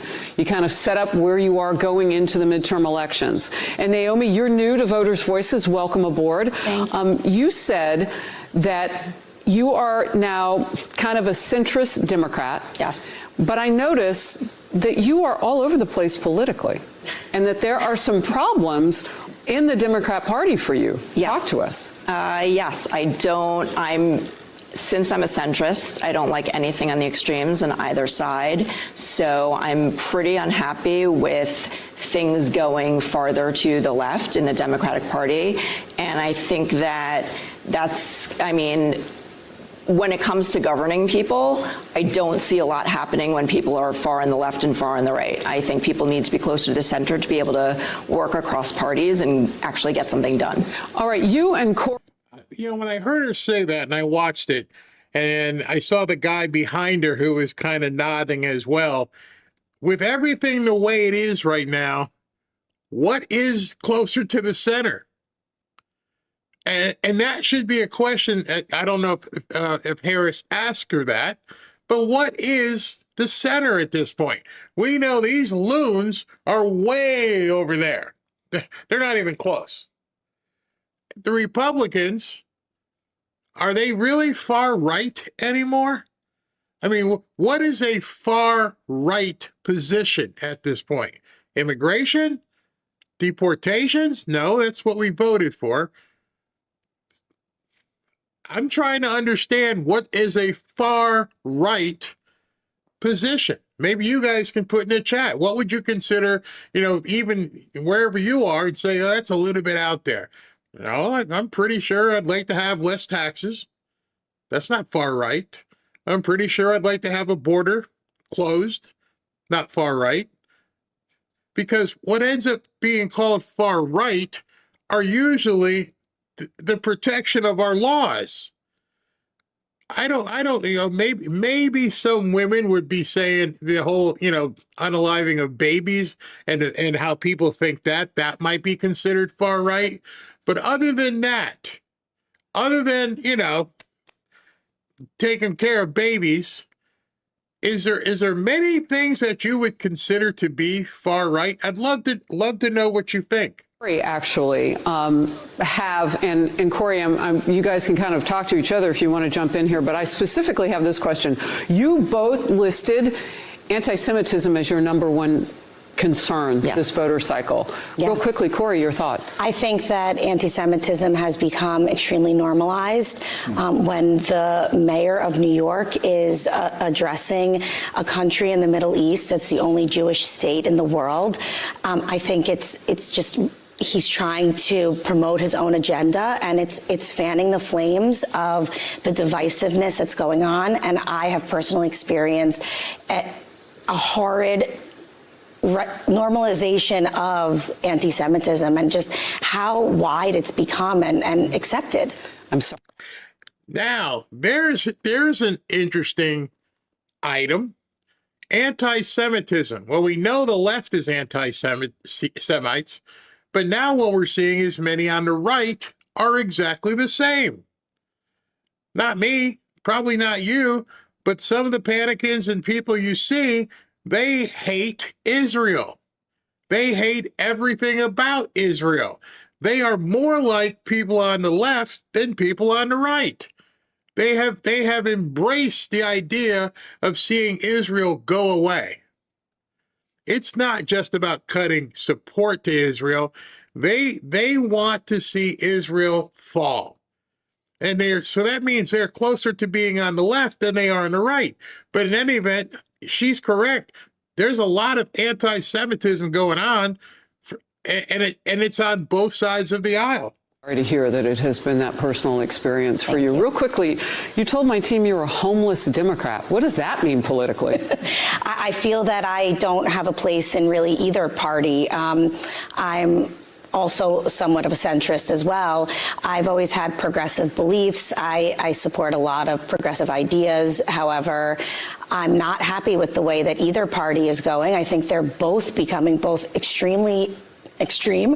And, it's that horseshoe method where now they're meeting here and nothing is getting done here in the center where we really need this country forward. Interesting. All right. Now, see, I found that very interesting, that first two women were Democrats, and they're not happy with the Democrats because they've taken a crazy train. Makes me really understand or begin to think how many women are out there because of where they are, where they work, their size. Both those women are very diminutive. How many women just stay quiet right now? They don't like what's going on. They don't like the anti-Semitism, and they just can't speak up.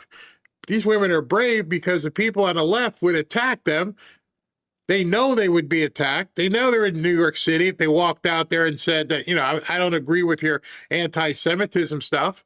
So you have to wonder as you interpolate this stuff, you don't even need a poll. You can just think, there's two white women, smaller, Democrats, and they don't like what the Democrats are doing. That's how I took it.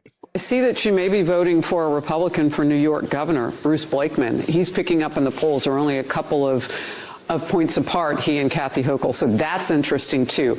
All right. So I started off with two Democrats. Ruben, I want you to weigh in here, based on what you've just heard, but also what's important this midterm cycle. Well, it's the most significant midterm that this country's going to have. You have a cancer brewing here, and it's building up very fast. People looking at these small towns and villages and the mayor's offices, but I think it's going to go even further if we don't nip it in the butt. Right now, the socialists, and I don't call them socialists, they're actually communists. This is something that's going real fast, and if we don't get control of it somehow, it's going to absorb us. And I say get control, not negative, but we really got to get the message out. As a Republican, conservative Republican, we really got to get our message out there and make it stronger so that people, especially those who are in the middle, you got the independent voters you got to keep an eye on. They will go with us this time around, I hope, if these guys continue doing what they're doing. Well, did you notice the Democrat in the background was like, yeah. She was nodding along with this Republican who said the independents are going to come with us. They don't want this craziness. And she's back there nodding yes. I love looking at body language. I love seeing what people are saying. Harris just showed a poll. I saw this earlier and I posted about it. I said, here's a stat you won't see by the panicans and fraudsters. They will tell you it's not true. People hate MAGA. Young people know the truth. Just in, a Washington Post poll just found that Americans would refuse to vote for a Democrat socialist presidential candidate in 2028 by a whopping 16 points. It's not even close.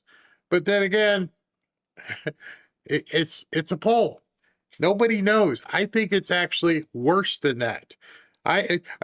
Maybe I have a close-knit circle of people I speak to, but then when I reach out to Connecticut and talk to some of my liberal people, they're like, no, we're not down with that. No, I got a pension. I got money. I did this. I was a cop for 30 years. I did this. No, they're not. They're not embracing the socialism. Glenn Beck had an interesting video a couple days ago. And he posed a couple questions you could ask a younger person who likes socialism without getting into an argument or fight. And the questions are designed to peel back the onion layer, and you realize how ignorant so many young people really are. The reason why they like socialism is because they're, for the most part, upset with their personal position in life. They went to school. Victor David Hanson was one of the guys who said they went to school, they took out all these loans, it was supposed to make their lives better, they were going to get out of college, they were going to end up making all kinds of money, and they're pouring coffee, and they blame the world for that. They're not qualified to do anything. But instead of blaming the school, and instead of blaming the fact that the loans were taken out, it's everybody else's fault, always.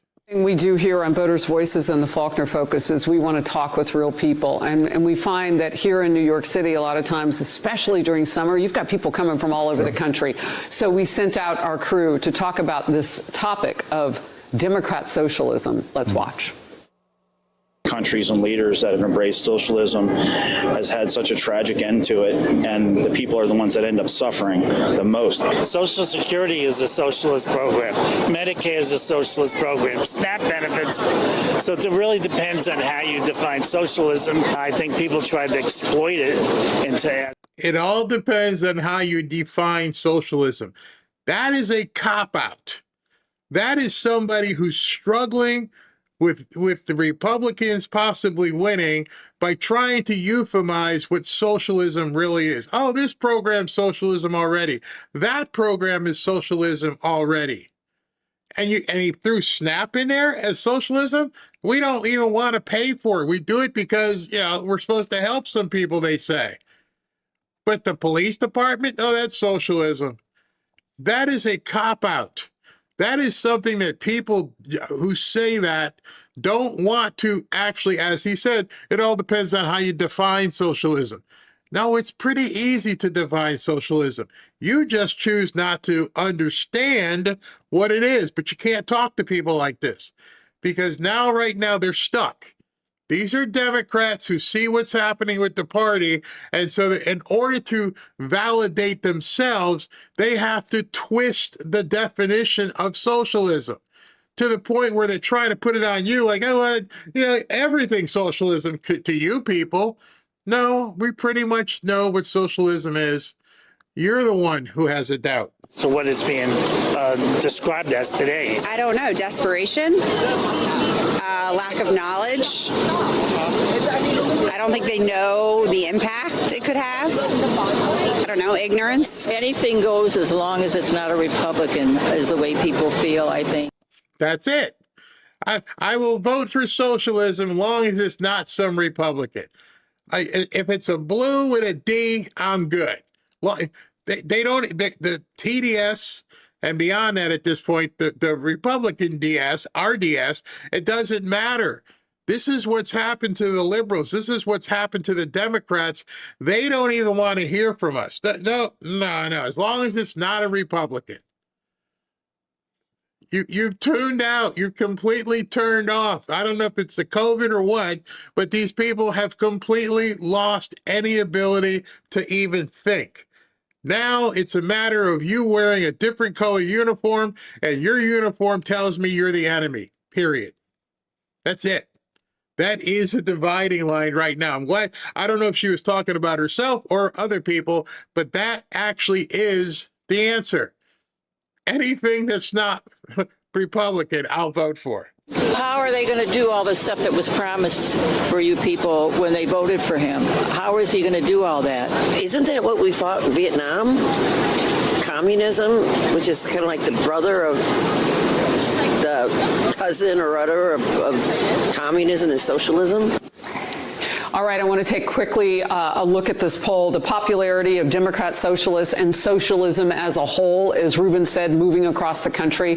Let's take a look at that. And while we're looking at the screen, Dom, I come to you for your thoughts. You are an independent. You're somewhere in the middle sometimes. How do you see the rise of socialism? Yeah, listen, this is a shocking statistic. I think that America is in real trouble if this is the trend that's going to continue in the future.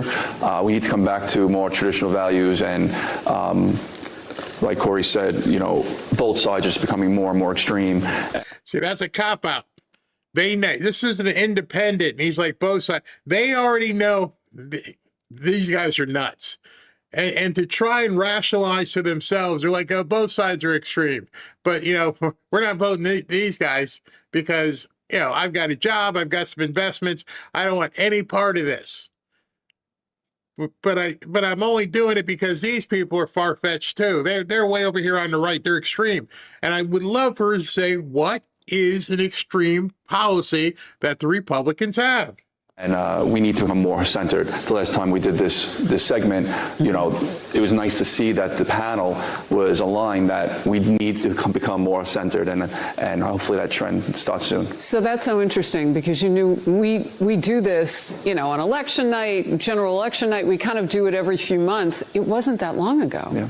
Right. And so what is happening right now? We're getting closer to election. I get that, but what do you think is happening?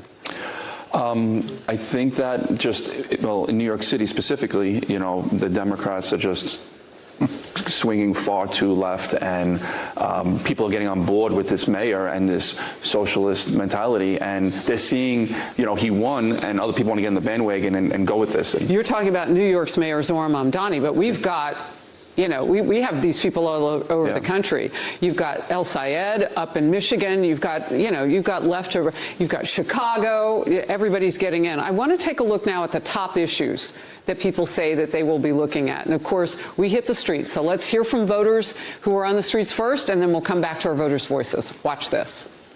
That we keep the House and the Senate is the most important thing to me, because I feel that our country is going to go downhill if Trump doesn't continue to be able to go forward with his policies. I know he's not perfect, but I think he's doing a lot of good. Voter ID is just number one for me.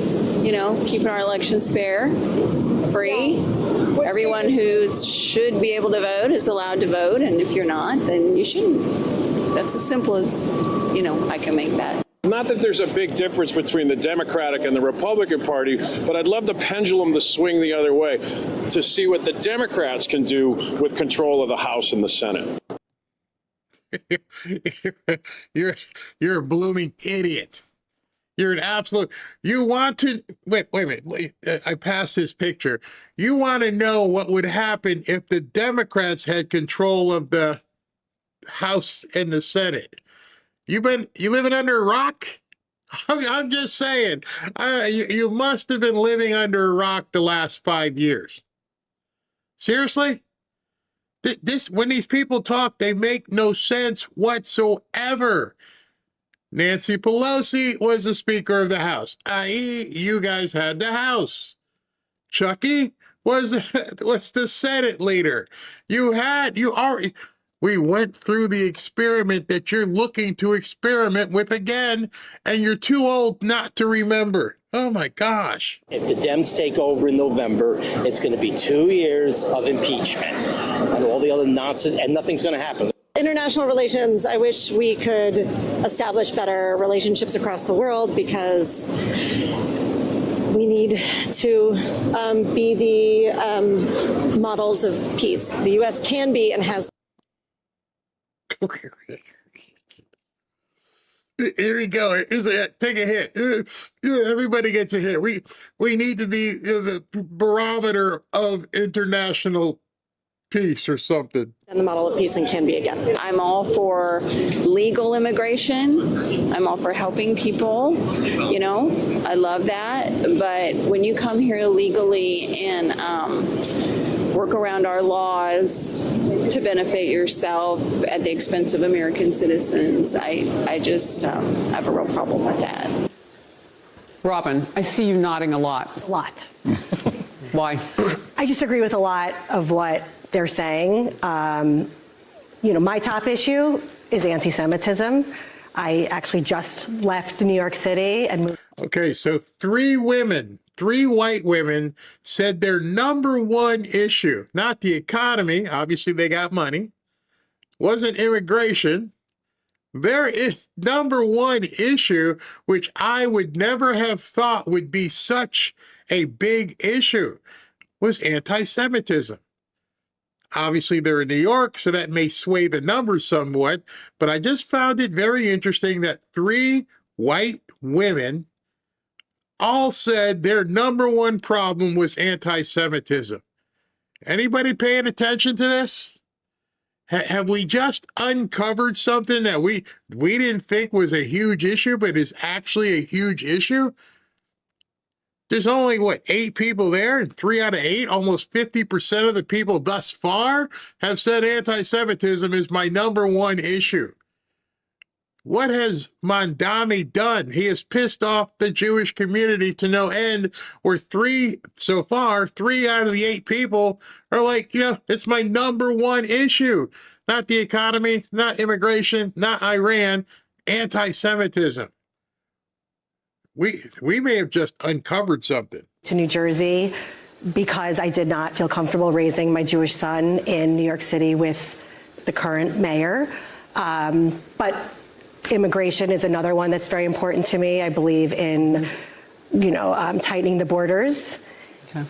And just making sure that the people that are voting legally and fair elections. Isn't that what a democracy is? And I think we've really gone sort of off the rails in a lot of this. A lot of people talking economy, and one of the reasons why, Karen, and you are young, you're about to hit your senior year in college, is affordability. Talk to me about that.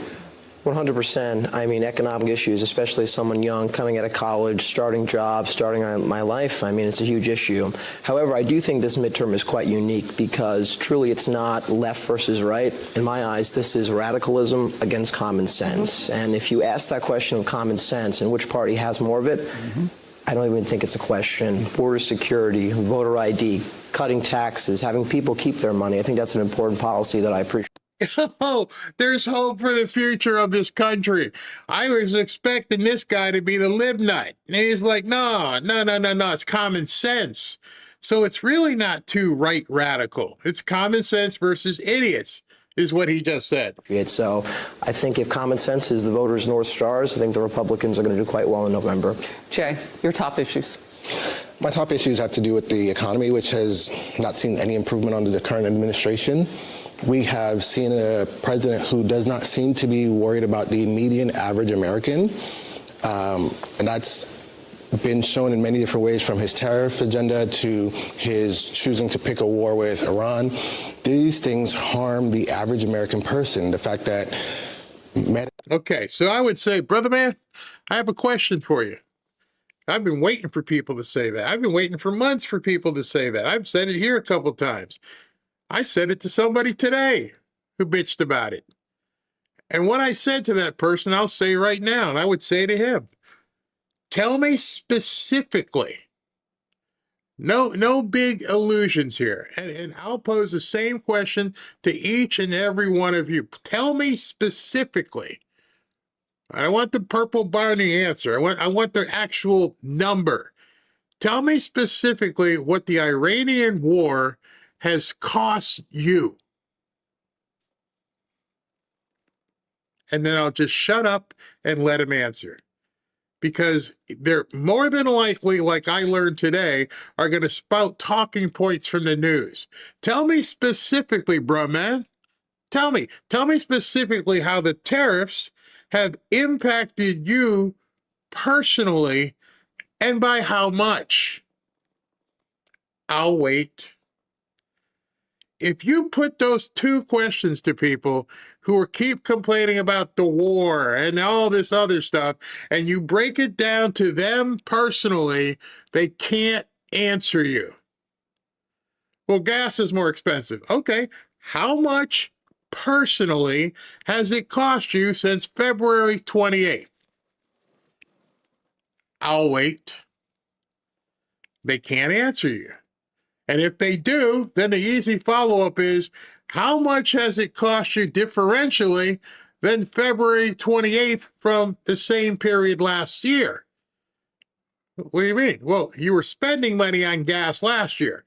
Now, at the same time this year, you're saying it's hurting you because you spent this much. So if you were spending in that period of time between February 28th and July 28th, and you spent X dollars, let's say $1,000 on gas in that period of time, what did you spend in this last 4 or 5 months? Oh, 1,050? 1,100? So it's cost you $100? They can't answer the question. Trust me. I bet you there's people here who can't answer that. Oh, the war sucks. It's costing them. I want you to quantify that. I'm an intelligent person. Let's have an intelligent conversation. Are you willing to have an intelligent conversation? Yeah. How much does it cost you? And you watch people just go into some sort of mental gymnastics. The fact that healthcare is up, the fact that gas is up, the fact that cost of housing is up. Okay, healthcare is up. What were you paying last year, and what are you paying this year? And also, what was your cost of living? What was your income? Did your income increase? Because I'd like to know the parallel of what you're comparing. You see, when you talk specificity, you see a lot of people break. And they're talking bumper stickers. What the hell are you talking about, bro? You got some numbers you want to throw at me? You want to look on your phone and pick up your bank app and do a quick analysis of what you paid in healthcare last year, assuming you didn't get sicker? What you paid in healthcare last year, what you paid in healthcare this year? Did you change your job? Did you change insurance companies? Is everything exactly the same? Huh? I just want to know, compare apples to apples. I don't want the pie in the sky discussion. Are you willing to have a real discussion with me? Go ahead and pull it up. I'll wait for you to get your bank app open. Now start doing some calculations. What did you pay last year for your health care? Providing you didn't get sick, break an ankle, spin off a disease or something. Is it the same? Did you make any claims? I don't know. All kinds of things. I worked in insurance for a long time. How about your car insurance? Oh, it's so much higher. Okay. How much and why? You get any speeding tickets? People don't like talking to me because I ask too many damn questions. And I ask the questions because I already know when I get into the conversation, I already know, almost like a lawyer, they don't have the answers. And when people don't have the answers to the questions you ask them, they get pissed off. Instead of realizing, oh, I'm talking out of my ass, and this guy knows what he's talking about, maybe I should just say, I'll be back with you. Okay, I got to go look this stuff up. Yeah, there's what you need to do. Get your shit in order and understand you're talking to people who can talk to you. You're not at the water cooler going, oh, this war sucks, man. Everything's so much more expensive. How much more expensive? Huh? You just said it's more expensive. How much more? Compared to what? Complete implosion. It's been expensive for a long time. And Yes. the former President Obama policies didn't help that. And I hear what you're saying. I do wonder where you get the engagement that things are not, at least in some areas, notwithstanding gasoline, we are at war in the Middle East, and that has ticked up and ticked down. But when it comes to certain items, things are better. No tax on tips. You have a tremendous amount of people who work in the service industry in this country. And so that has made a big difference. What's your thought, Mary Josephine? I mean, Bro man couldn't do that one. Oh man, wait a minute. You know why, bro man? Bro man looked at that and went, well, I didn't pay taxes last year, so I don't know what you're talking about. So that's the other thing when you get to these people. Hey, didn't you take a nice hit on the taxes? Didn't you make more, in your tax return? Aren't you up? See, that's the other thing. I would start with that. That would be your starting point. Hey, how was your tax return this year? Oh, I got $2,600. Great. That's an extra $200 a month. How much more is your gas been the last 5 months? It's been like an extra $50. So you're still up. You're still up. Oh, by a lot. If your gas was $100 a month more and you got a $2,600 bump in your return, that's $2,600. $100 more a month times 5 is $500. You're still up $2,000. What's so bad? Shut up, man.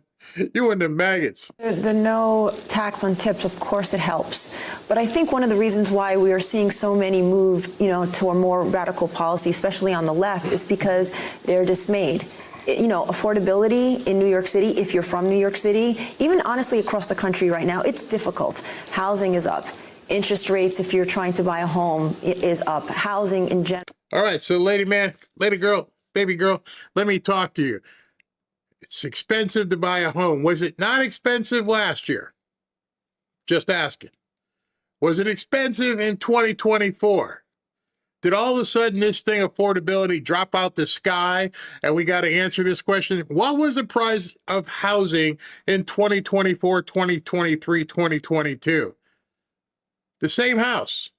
What was the interest rate in 2024, 2023, and 2022? How much did you need to have to put down? So what has changed? Again, if you arm yourself with data and you have substantive questions, these people fold like cheap suits because they can't answer that. Is up, so it's hard if you're just starting out.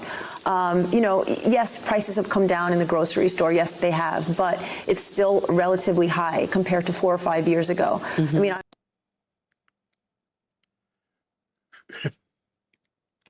compared to 2021? 22? You sure about that? Why do you think grocery prices might have been lower 4 or 5 years ago? Anybody here want to take a guess why grocery prices might have been cheaper 4 or 5 years ago? Something happened 4 or 5 years ago? I don't know. Just wondering, did something happen? Where the grocery store is pretty much empty, and did something happen where we didn't go out that much? We know that COVID, kind of initiated that high inflation because of what happened during that time, but we still. Well, Biden's policies didn't help. No, At some point, no. we were leading other countries with Correct. 9-point-something% in inflation. Real quickly, show of hands. You know what she's saying to them? She's being nicer about it. She's just like throwing in the tidbits, and they can't handle it. She's saying, it was worse under Biden. You understand it, right? Oh, why you hit me with facts, Harris? My fifis tell me otherwise. My best friends tell me otherwise. MSNBC tells me otherwise. Now you're making me have to justify things. I'm just telling you, my fifis say things suck. That's the problem politically right now. These people are being brainwashed by the media instead of just simply picking up the phone and opening their bank app and doing some sort of analysis between periods of time. It's really that simple. And for some reason, these people all take the word of the media. No. I said in some places you were leading other countries. Many in countries that were in the ramp-up. 20%. I didn't say every country. I said some. I understand that, right? but there was and a I hard even gave decision the that number needed to be exactly made. of what we had. So real quickly, because I want to do a quick show of hands here. How many of you are voting per the party that you normally do? So if you're Democrat, Republican, how you normally vote? Show of hands. How many are going with it? How many of you are considering a shift? Interesting. The first two Democrats I started with. And that was hinged on anti-Semitism, which for at least 3 of you is your number one issue. The economy, also very important for everybody. Great to have you all on Voters' Voices. I wish we had more time. I always do. Thank you. Thank you. Thank you so much. It's important that we listen to people. So this time we actually expanded the people that we talked with outside, because we had so many people coming from different countries, and then we had all of our voters inside. So it had a real town hall feel, and I want more voters' voices. So I would love to talk to more people as well. To me, being able to talk to people, but they have to be willing to talk. It's not going to happen on X. They're anonymous. They're behind a keyboard. You can't see them, and they're going to say something nasty and run. You're a maggot. Okay, I can't talk to you. But like with me today, somebody recognized me, and I was in the gas station pumping gas. And somebody goes, yeah, well, that gas price is real high. I'm like, really? What was it like a year ago? Huh? Tell me what it was last year. And you could just see the person start to get like, it's hot outside here in South Florida, but I didn't know they were going to start melting. And I just came right back. Hey, what was it last year? What was it in 2024? You don't know, do you? So you're talking out of your wee-wee. You don't have no clue what you just said, and you step to the wrong person. If you guys arm yourself with facts, and you actually want to have a conversation, because he turned around and walked away. I'm like, you don't have to leave. We can discuss things. I'm not trying to offend you. I'm just telling you I want to have a substantive discussion.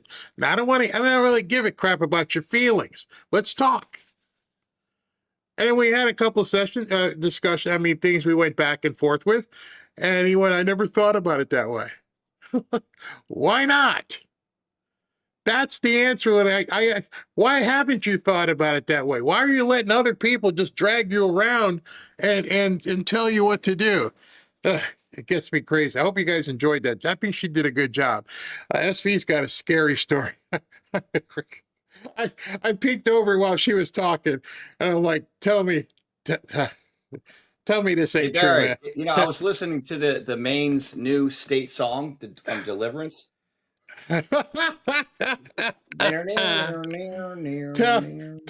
Tell me this isn't true. You got it. I don't know. It's from Nick. I mean, I didn't ask Grok. I'm sure Grok isn't up to date yet. But if this is true, they're imploding. They're imploding, man.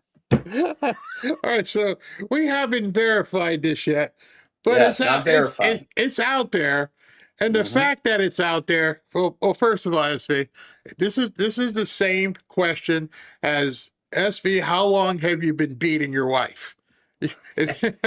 Are you gay? No, hey, no, right It's away. a no. So Yeah. this guy should have been at a podium within 30 minutes and saying that's not true. Oh boy, here it is. I'm gonna leave this one to you. I don't want to get in trouble. WTF? Maine's new Democrat Senate candidate, Troy Jackson, he likes to throw bottles, is in a romantic relationship with his cousin and has 2 children with her. This is the guy the Democrat Party swapped Graham Plattner out for. Per the Maine Wire's Steve Robb, Jackson and his partner, Lena Pelletier, share great-grandparents, making them second cousins. Then they decided to pop out 2 kids. The Democrats are having a real tough time finding candidates who aren't total freaks.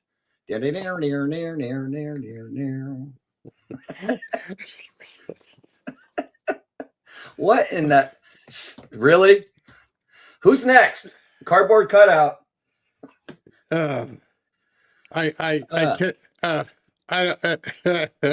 don't even know what to say. I'm looking back and seeing this guy. Cousin Love. Oh, I got a video for you. Oh my gosh. Okay. Oh all right. gosh. Somebody found Troy Jackson eating in a restaurant, and they're For asking, real? and they're asking Troy Okay. Jackson. Well, I'll let you guys hear this because, oh my gosh, this is the worst. This, oh god. Road tripping with my friend to Acadia National Park. He's going with his girlfriend, and he asked me to ask you, what is a good date night spot in Maine? In that part of the state. Okay, I'm gonna start it over. Exactly where you're from, but Hold on. Okay. road tripping with my friend to Acadia National Park. He's going with his girlfriend, and he asked me to ask you, what is a good date night spot in Maine? In that part of the state, is there any? I don't know if that's exactly where you're from, but anywhere that we need to check out in Acadia region, Bar Harbor. I know it's no Hamilton. Yeah. I don't know. There's Mike. The seniors have a really great lobster pound in Trenton, outside of great restaurants, stuff like that.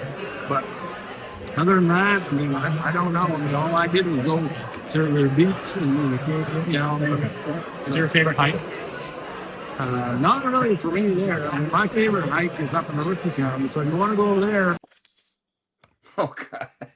So in case you didn't realize the joke there, the guy walked up to him and asked him for dating advice. Dating advice. Dating advice for a guy who's banging his cousin. And Cousin Love. This is from the newspaper up in Maine. Oh, boy. We can confirm that Troy Jackson and his longtime partner are second cousins. I love it. Relative attraction. Oh, this is going to be fun the next few days. Oh, and they have 2 children together.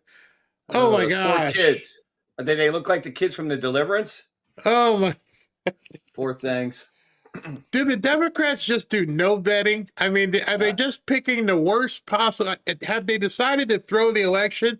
Or is this something where they just know that 50% of the country is going to vote Democrat no matter what? If you're sleeping with your cousin, no big deal.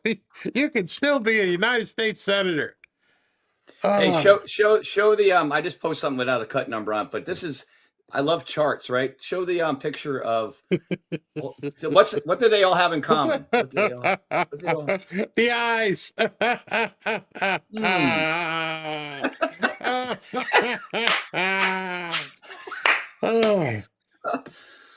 And they're eating their own. The top story is you see the one Hunter Biden is going after Chuck Schumer and Nancy. He's who? I don't know if you saw this interview. No, Hunter Biden. Yeah, look at cut number 6. It was on Gunther's about an hour ago. He's going after him. They're eating their own. Did I skip this? Okay, no, here it is. Is it another video? How long is this? This one's for 48 seconds. Hold on, let me. Not too long. I don't get it. They're why are they going after each other? It might have some bad language in it, folks. So be ready. Have you listened to it? No, but I'm seeing the text. The context said he effed him over.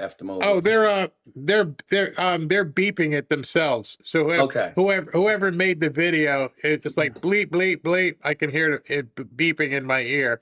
All right, but it probably has some sensitive subjects. So let's listen in. Say whatever the I want, and here's what I think. I think Chuck Schumer's a piece of and that he my dad over. And Nancy Pelosi at the time also was involved in that. And so I don't have anything nice to say about it. We're not fans and you know of what? Nancy. And I'm supposed to be the guy that says, oh, but you know what?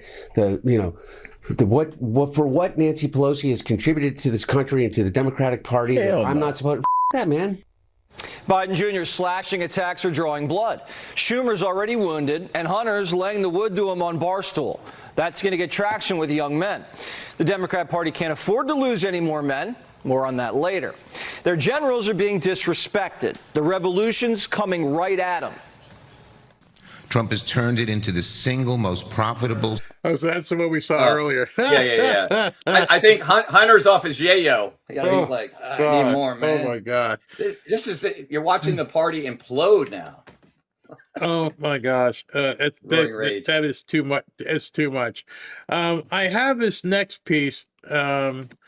It's a little bit longer than I wanted. Let me just take a couple of them, and then we'll cut and use the rest for tomorrow. Okay. But because we're already at almost 2.5 hours, so I didn't expect we were going to be going this long. So I'll talk to you in a second. Let's try. Thank you. All right. So I got a couple news stories. I actually got a whole bunch, but I'll save a bunch for tomorrow. Let's listen into this. It's time for a fanfare news update. Billionaire Elon Musk about to make a massive investment to boost Republican turnout for the midterms. It's a big bet, and Axios is breaking this news just now. Musk's representatives are declining to say just how much Musk is planning to spend, but they told Axios the number is expected to be high. Now, obviously, Musk is the richest man in the world, so high could be absolutely anything. And just the only context we have is that he spent more than $250 million in the 2024 election. He's not there. You smell that? That is what the fine smell of panic sounds like. That's sheer panic. SV, your microphone, your mic. Yeah, Elon's gonna. He's going to funnel a lot more money in there. I mean, I heard down in Texas, too, he's going to do a lot more infusion of cash because Tellerico, if he thinks he's going to get elected, that's not happening. So these people are freaking out. They don't say anything about Soros. They don't say anything about, what's his name, Reid Hoffman. They don't say anything about Neville Singham. All these billionaires that give them money, that's okay, but not Elon Musk. And I also think a lot of this has to do with the fact of, as we're seeing all these data sets being revealed, fake voters here, fraud there. I think it's been ongoing the entire time. I don't think it's gone away. I truly think that they've been working hand in hand. And now all of a sudden, the guy who everybody they thought was fighting with Trump is about to dump $100 million. I'm glad they panic. I want them to panic. Well, what I was thinking too is that the money that, as I said a few times on the show, the siphon has been turned off. I mean, you can't do much when you don't have any money, right? Yeah. I mean, that's the long and short of it. All right, so let's continue. Out front now, Alex Eisenstadt, the Axios White House senior political reporter who just broke this story. So, Alex, as I said, $250 million last time, and this is a guy who's gotten a lot richer since then. I mean, that's pocket change for him. What's your sense of how much money Musk could be about to spend? Definitely in the tens of millions, if not hundreds of millions. This is going to be a very in-depth effort, and Elon Musk is going to be playing an incredibly central role now in the GOP's fall turnout efforts in basically spearheading, door-knocking voter turnout efforts for the party. So he is now going to be a very key figure as Republicans try to maintain control of both chambers of Congress, which is not going to be necessarily easy to do. Yeah. Then what are you worried about?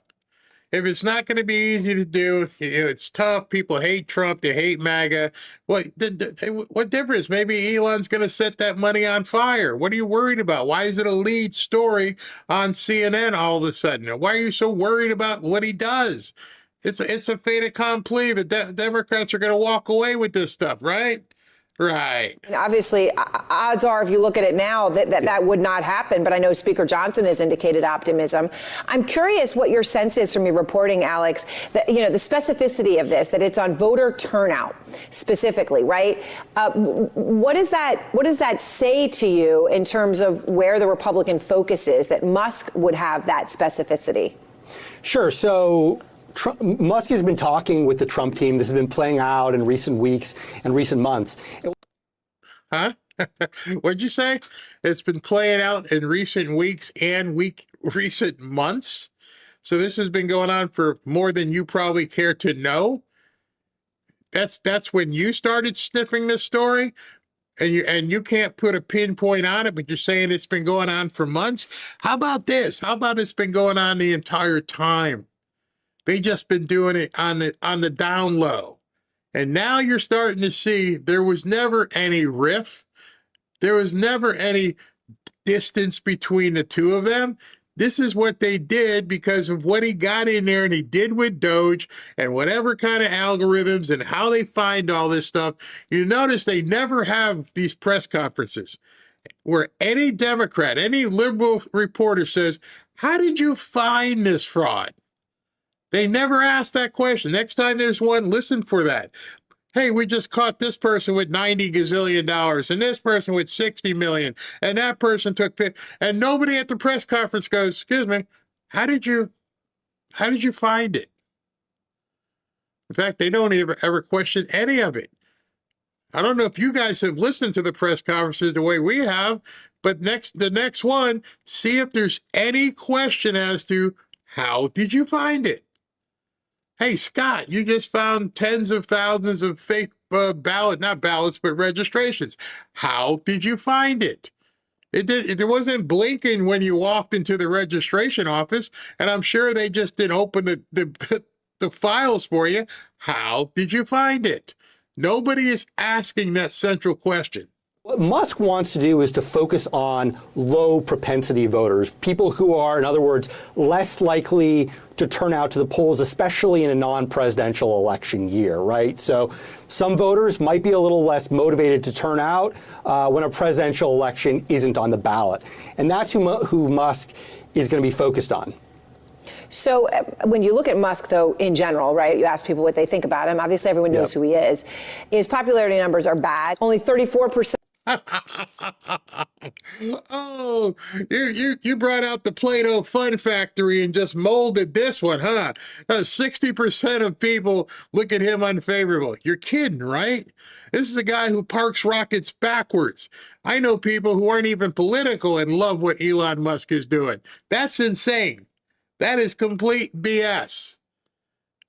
It has nothing to do with his political affiliation. People love him because they love the space stuff. They love what he's doing. By the way, how many people bought SpaceX? I'm just asking. How many gazillion shares traded hands? How many people bought SpaceX who, weren't so much Republicans? So you're telling me 60% of people look upon him unfavorably, but then he sold out the biggest IPO in history. Right. And of Americans view him favorably in the most recent poll from Reuters Ipsos, which was in June. I mean, do Republicans want him on the campaign trail the way he was the last time around? And when it even comes to his money, do they want, anyone to know where it's coming from?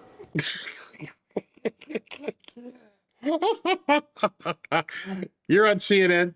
You were an anchor on CNN, and you just asked that question.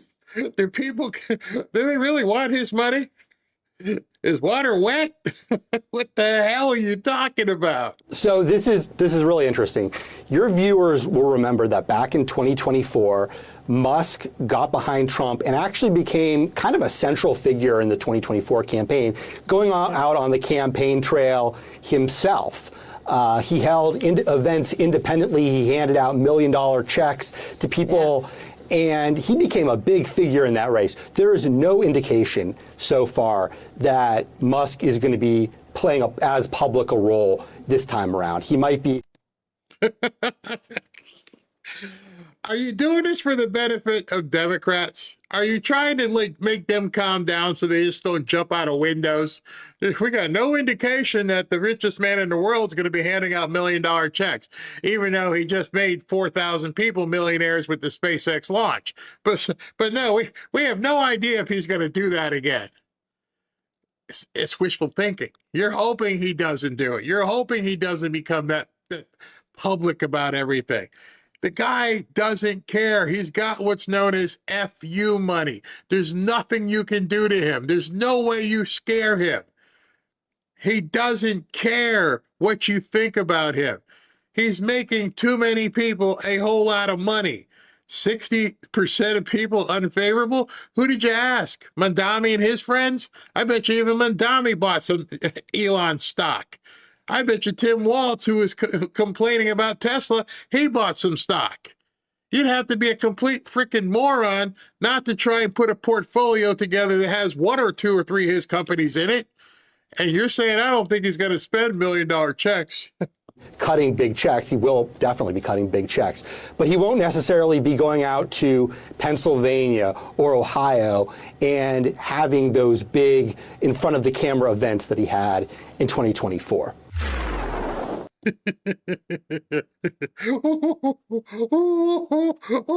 We're terrified. They're going to have money. Elon's going to be out there, but we don't think he's going to do the same thing he did last time, as if he's telling you. See, what you just saw there was complete abject fear. Terrified. OMG, they're going to have so much money. And we don't know if the politicians are going to want his money. Seriously? Have you ever donated to a politician? Even if they don't like you, they're going to take your check and you're not sure? That's panic. That is 100% panic. I have a lot more in that stuff, but it's already been 2.5 hours, so I'm gonna hold the rest till tomorrow. But man, there is one. Hold on, there's one part of this because I want to go away with a good feeling with everybody in terms of I want to start closing on up notes. So let me go to the end here. So as you know, I told you yesterday, it's football season. Football camps opened up on the 27th and 28th. Training is in full effect at this point. All the teams are in camp. I love it. Football has started. And so you can see the culture is changing. After the Fauci debacle yesterday, it became a feature on Pat McAfee's show. And Pat McAfee, in case you guys don't know him, he used to play in the NFL with the Indianapolis Colts. He's got arguably the biggest podcast in the world. Yeah, I'm sorry. It's not Joe Rogan. It's Pat McAfee. And he just signed like a $60 million contract with ESPN. If you haven't seen his show, it's a bro show for sure. But he went after Fauci. But the integral part of what he did, well, I'll show you when it gets there. We are very lucky that we have a chance actually to go boots on the ground here. Let's go camping, shall we? Let's go camp. All right, boots on the ground at Philadelphia camp is actually defensive coordinator, Vic Fangio. Okay, Vic, we appreciate you for joining us. We were wondering, do you think your team's going to win the Super Bowl this year, Coach? I'm going to be like Fauci and just take the Fifth Amendment on questions. Okay, We are mainstream, folks. We are mainstream. It's no longer we have to hide. We don't have to worry. The NFL coach during a press conference said that. They were asking him something else. He's like, I don't think I want to tell you. I'm going to take a Fauci right now. And I went, oh my gosh. And these guys just ran with it. Well, I understand you wouldn't want to say if you're going to win a Super Bowl or not. That can certainly backfire. Yeah, definitely. Kind of make you look like an asshole if you want to do that. Okay, well, is the defense going to be like much better or no? What do you think? I'm going to be like Fauci and just take the Fifth Amendment on questions. What the hell? Okay.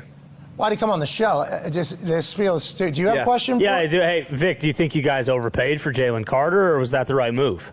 I'm going to be like Fauci and just take the Fifth Amendment on questions. Why is he doing that? I don't know. Coach, I thought like the reason why you are such a good coach because you can reach your... Tone actually has a question for you. Hey, he has an AP vote now. That's right. Don't be an asshole here now. He has an AP vote. Please, Tone. Maybe you can reach him. Coach, obviously you paid Bond last year. You paid Carter. You paid Davis. Are you going to be able to pay Coop DeJean and Quinyon Mitchell? Like, those are your cornerstones on the back end. I'm going to be like Fauci and just take the Fifth Amendment on questions. I really thought because you're Italian, he was going to show you a little bit of respect. Let's go to an attic in Ohio. Let's go to a college football national champion, Super Bowl champion, Ryder Cup winner, ladies and gentlemen, AJ Hawk. AJ, maybe you can. You're the all-time leading tackler for the Green Bay Packers. Can you ask Coach Fangio? Maybe he'll answer you. I don't know what this is all about. Yeah, Coach, what do you think about the reports we hear that you guys are really heating people up in camp this year? You're going to try to really bring more blitzes, more multiple looks here as far as defense goes for you. I'm going to be like Fauci and just take the Fifth Amendment on questions. AJ, oh man, what is that? All-time leading tackler for the Green Bay Packers. Vic, did you know that? Did you know AJ's the all-time leading tackler, prick? I'm going to be like Fauci and just take the Fifth Amendment on questions. Fuck that. Well, yeah, that's ridiculous. Coach, you like Big Dom? I'm going to be like Fauci and just take the Fifth Amendment on Okay. Wow. I don't know how you just walk in there and do that. I don't know how that is but it is crazy. I guess everybody can kind of just do that now. Yeah. That's in there from my understanding. Yeah, that's right. Okay, do you have anything to say, man? Do you have any, like the Philadelphia Eagles fans are certainly going to want you to say something at some point about your defense or your team, but how about the culture? How about the, AJ Brown's out of town? Is that a good thing? Can you just say something, please? I'm going to be like Fauci and just take the Fifth Amendment on questions. Okay. It's disgusting. You're just going to take the Fifth Amendment, I guess. I guess that does work in football press conferences. It could. Maybe he's onto something. Just did it. Wow. Well, let's not lose hope and go and camp it just because what just happened. What was he referencing, by the way? Huh? What was he referencing? I think it was a Chappelle skit. Oh, okay, cool. Right? Is that what it was? Yeah, maybe. Probably. That's what I saw. I saw a lot of that. Yeah, well. I saw a lot of that. I think that's what he was referencing. I think you might be right. Okay, let's not lose faith in camping, though, just because one person decided. Agreed. Okay. I'm just going to tell you, we are so back. We are so back. You people on CNN and MSNBC and your liberal parts on Twitter, and you can follow the nuts and everything else. I told you months and months ago, I said, when we hit August, when the calendar turns, people's eyes are going away from this insanity. There is no way they're going to focus on the socialism. There's no way that they're going to be buying into this bull crap.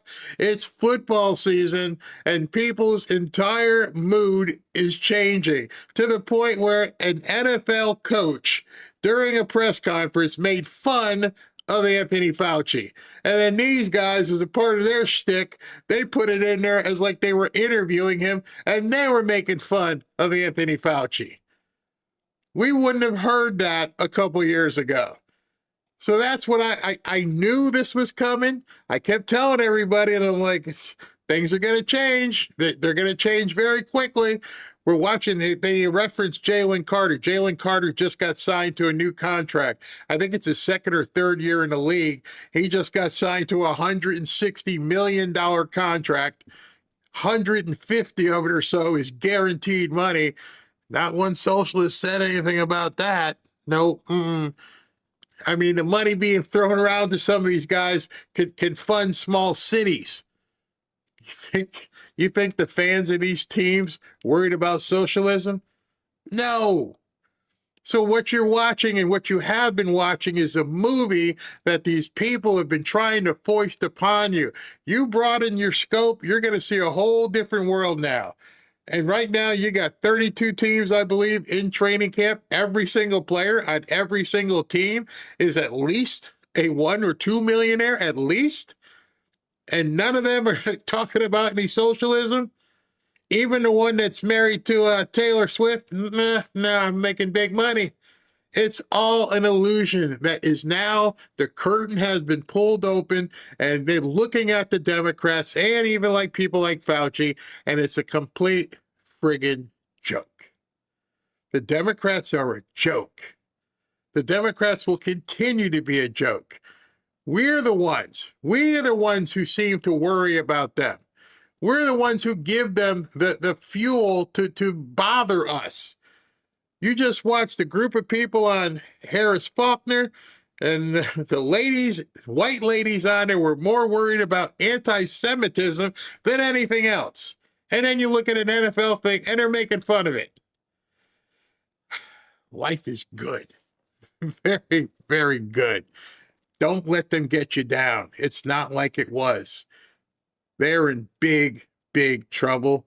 And if you stop listening to some of the idiots out there, you will realize things have changed. Things have changed drastically. The culture has changed drastically. Some of these people who were Democrat supporters are all pissed off because they're on Mandami's list. Oh, it's just getting good, people. It's just getting good. All right. And I know some of you guys who aren't football fans are like, what in the hell did I just watch? Go look him up. Go look up and see who Pat McAfee is if you don't know, and see how big his show is and how many millions of people saw that. And by the way, talk about how the tide has changed. ESPN let that air. That aired on ESPN. So things are completely different. All right, let me do super chats and then we can get out of here for tonight anyways. And we'll be back tomorrow. Okay, this is from Hardhead. I love the handle, Hardhead. Thank you. Chiosop, Spain is what would have happened with Kamala. Indeed. And what she would do again. Tinley, bet how many Spanish players in the World Cup 2030 have Muhammad or Ali as their names. Good point. Alec, Mandami's dream came true in Spain. Exactly. Interesting what's happening there. I think they're up to like 50,000 signatures to tell Mandami not to come to 9/11. 50,000. Probably more people than voted for him at this point. I'm going to have to check on that. SV, if you want to look at that, how many signatures have they gotten versus how many people voted for Mandami? Taurus, Dr. Uchi's pardon doesn't cover state charges. I don't know if you saw, I'll cover that tomorrow. Florida is already going after him as well. Beverly Litton, Thune must be fired. He's part of the faction touting the fundamental transformation of America. I agree. What a useless person. Alec, will communists try to raid Trump accounts?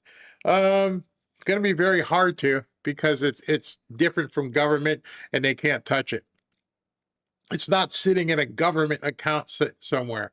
Alec, that this may cause the EU to fall apart. Oh yeah, there's some meetings and calls happening right now. You can guarantee between Poland and some of those other countries over there, like, no, we're not letting this happen. Alec, yesterday, Kim Bright showed the nutcase use younger blood for longevity. How many children are missing? Good point. Good point. That age maxer guy. You're right. Chiosop, if you repeat a lie enough, it becomes true. Al Phelps, thank you. Alec, again, I'm waiting for the raspy voice personality to say that Trump and Thune are working together to make sure the Save America Act doesn't happen. Yeah, I know what you mean. Yeah, I know what you mean. The Mar-a-Lago man, large-scale globalist deep state funded invasion. We can trace the money, though. Tommy Becker, God bless you all, and all of yours. Amen. You too. Tyler, hit that like button. Huge. Thank you. Hugs all. And Freedom Willing, thank you. Beverly again. FYI, a World Cup fan, Oliver Henry, came to the U.S. From UK to see one game, shared his trip on Facebook and YouTube podcast and went viral. Stayed 4 weeks with donations, loves the USA. Last day was in Florida, met Trump and toured the White House. Wish he'd met you. Thank you. Is that I know that one guy, Freddie. I mean, he was another guy that just went nuts when he got here. Freedom without voter ID, all will be lost in November. Absolutely. I believe that. Chiosop, they register them to vote, then ballot harvest and use those fake ballots. Beverly, again, thank you, Beverly. More about Oliver Henry. He'd love to have an interview if interested. I think he'd love to live here. I'd love to talk to him. Have him contact Ashley, and we'll get it set up for sure. Chiosop, I thought the young guy would say common sense Dems. Nope, he didn't. Keep planting seeds. Dems will come to their senses. Exactly.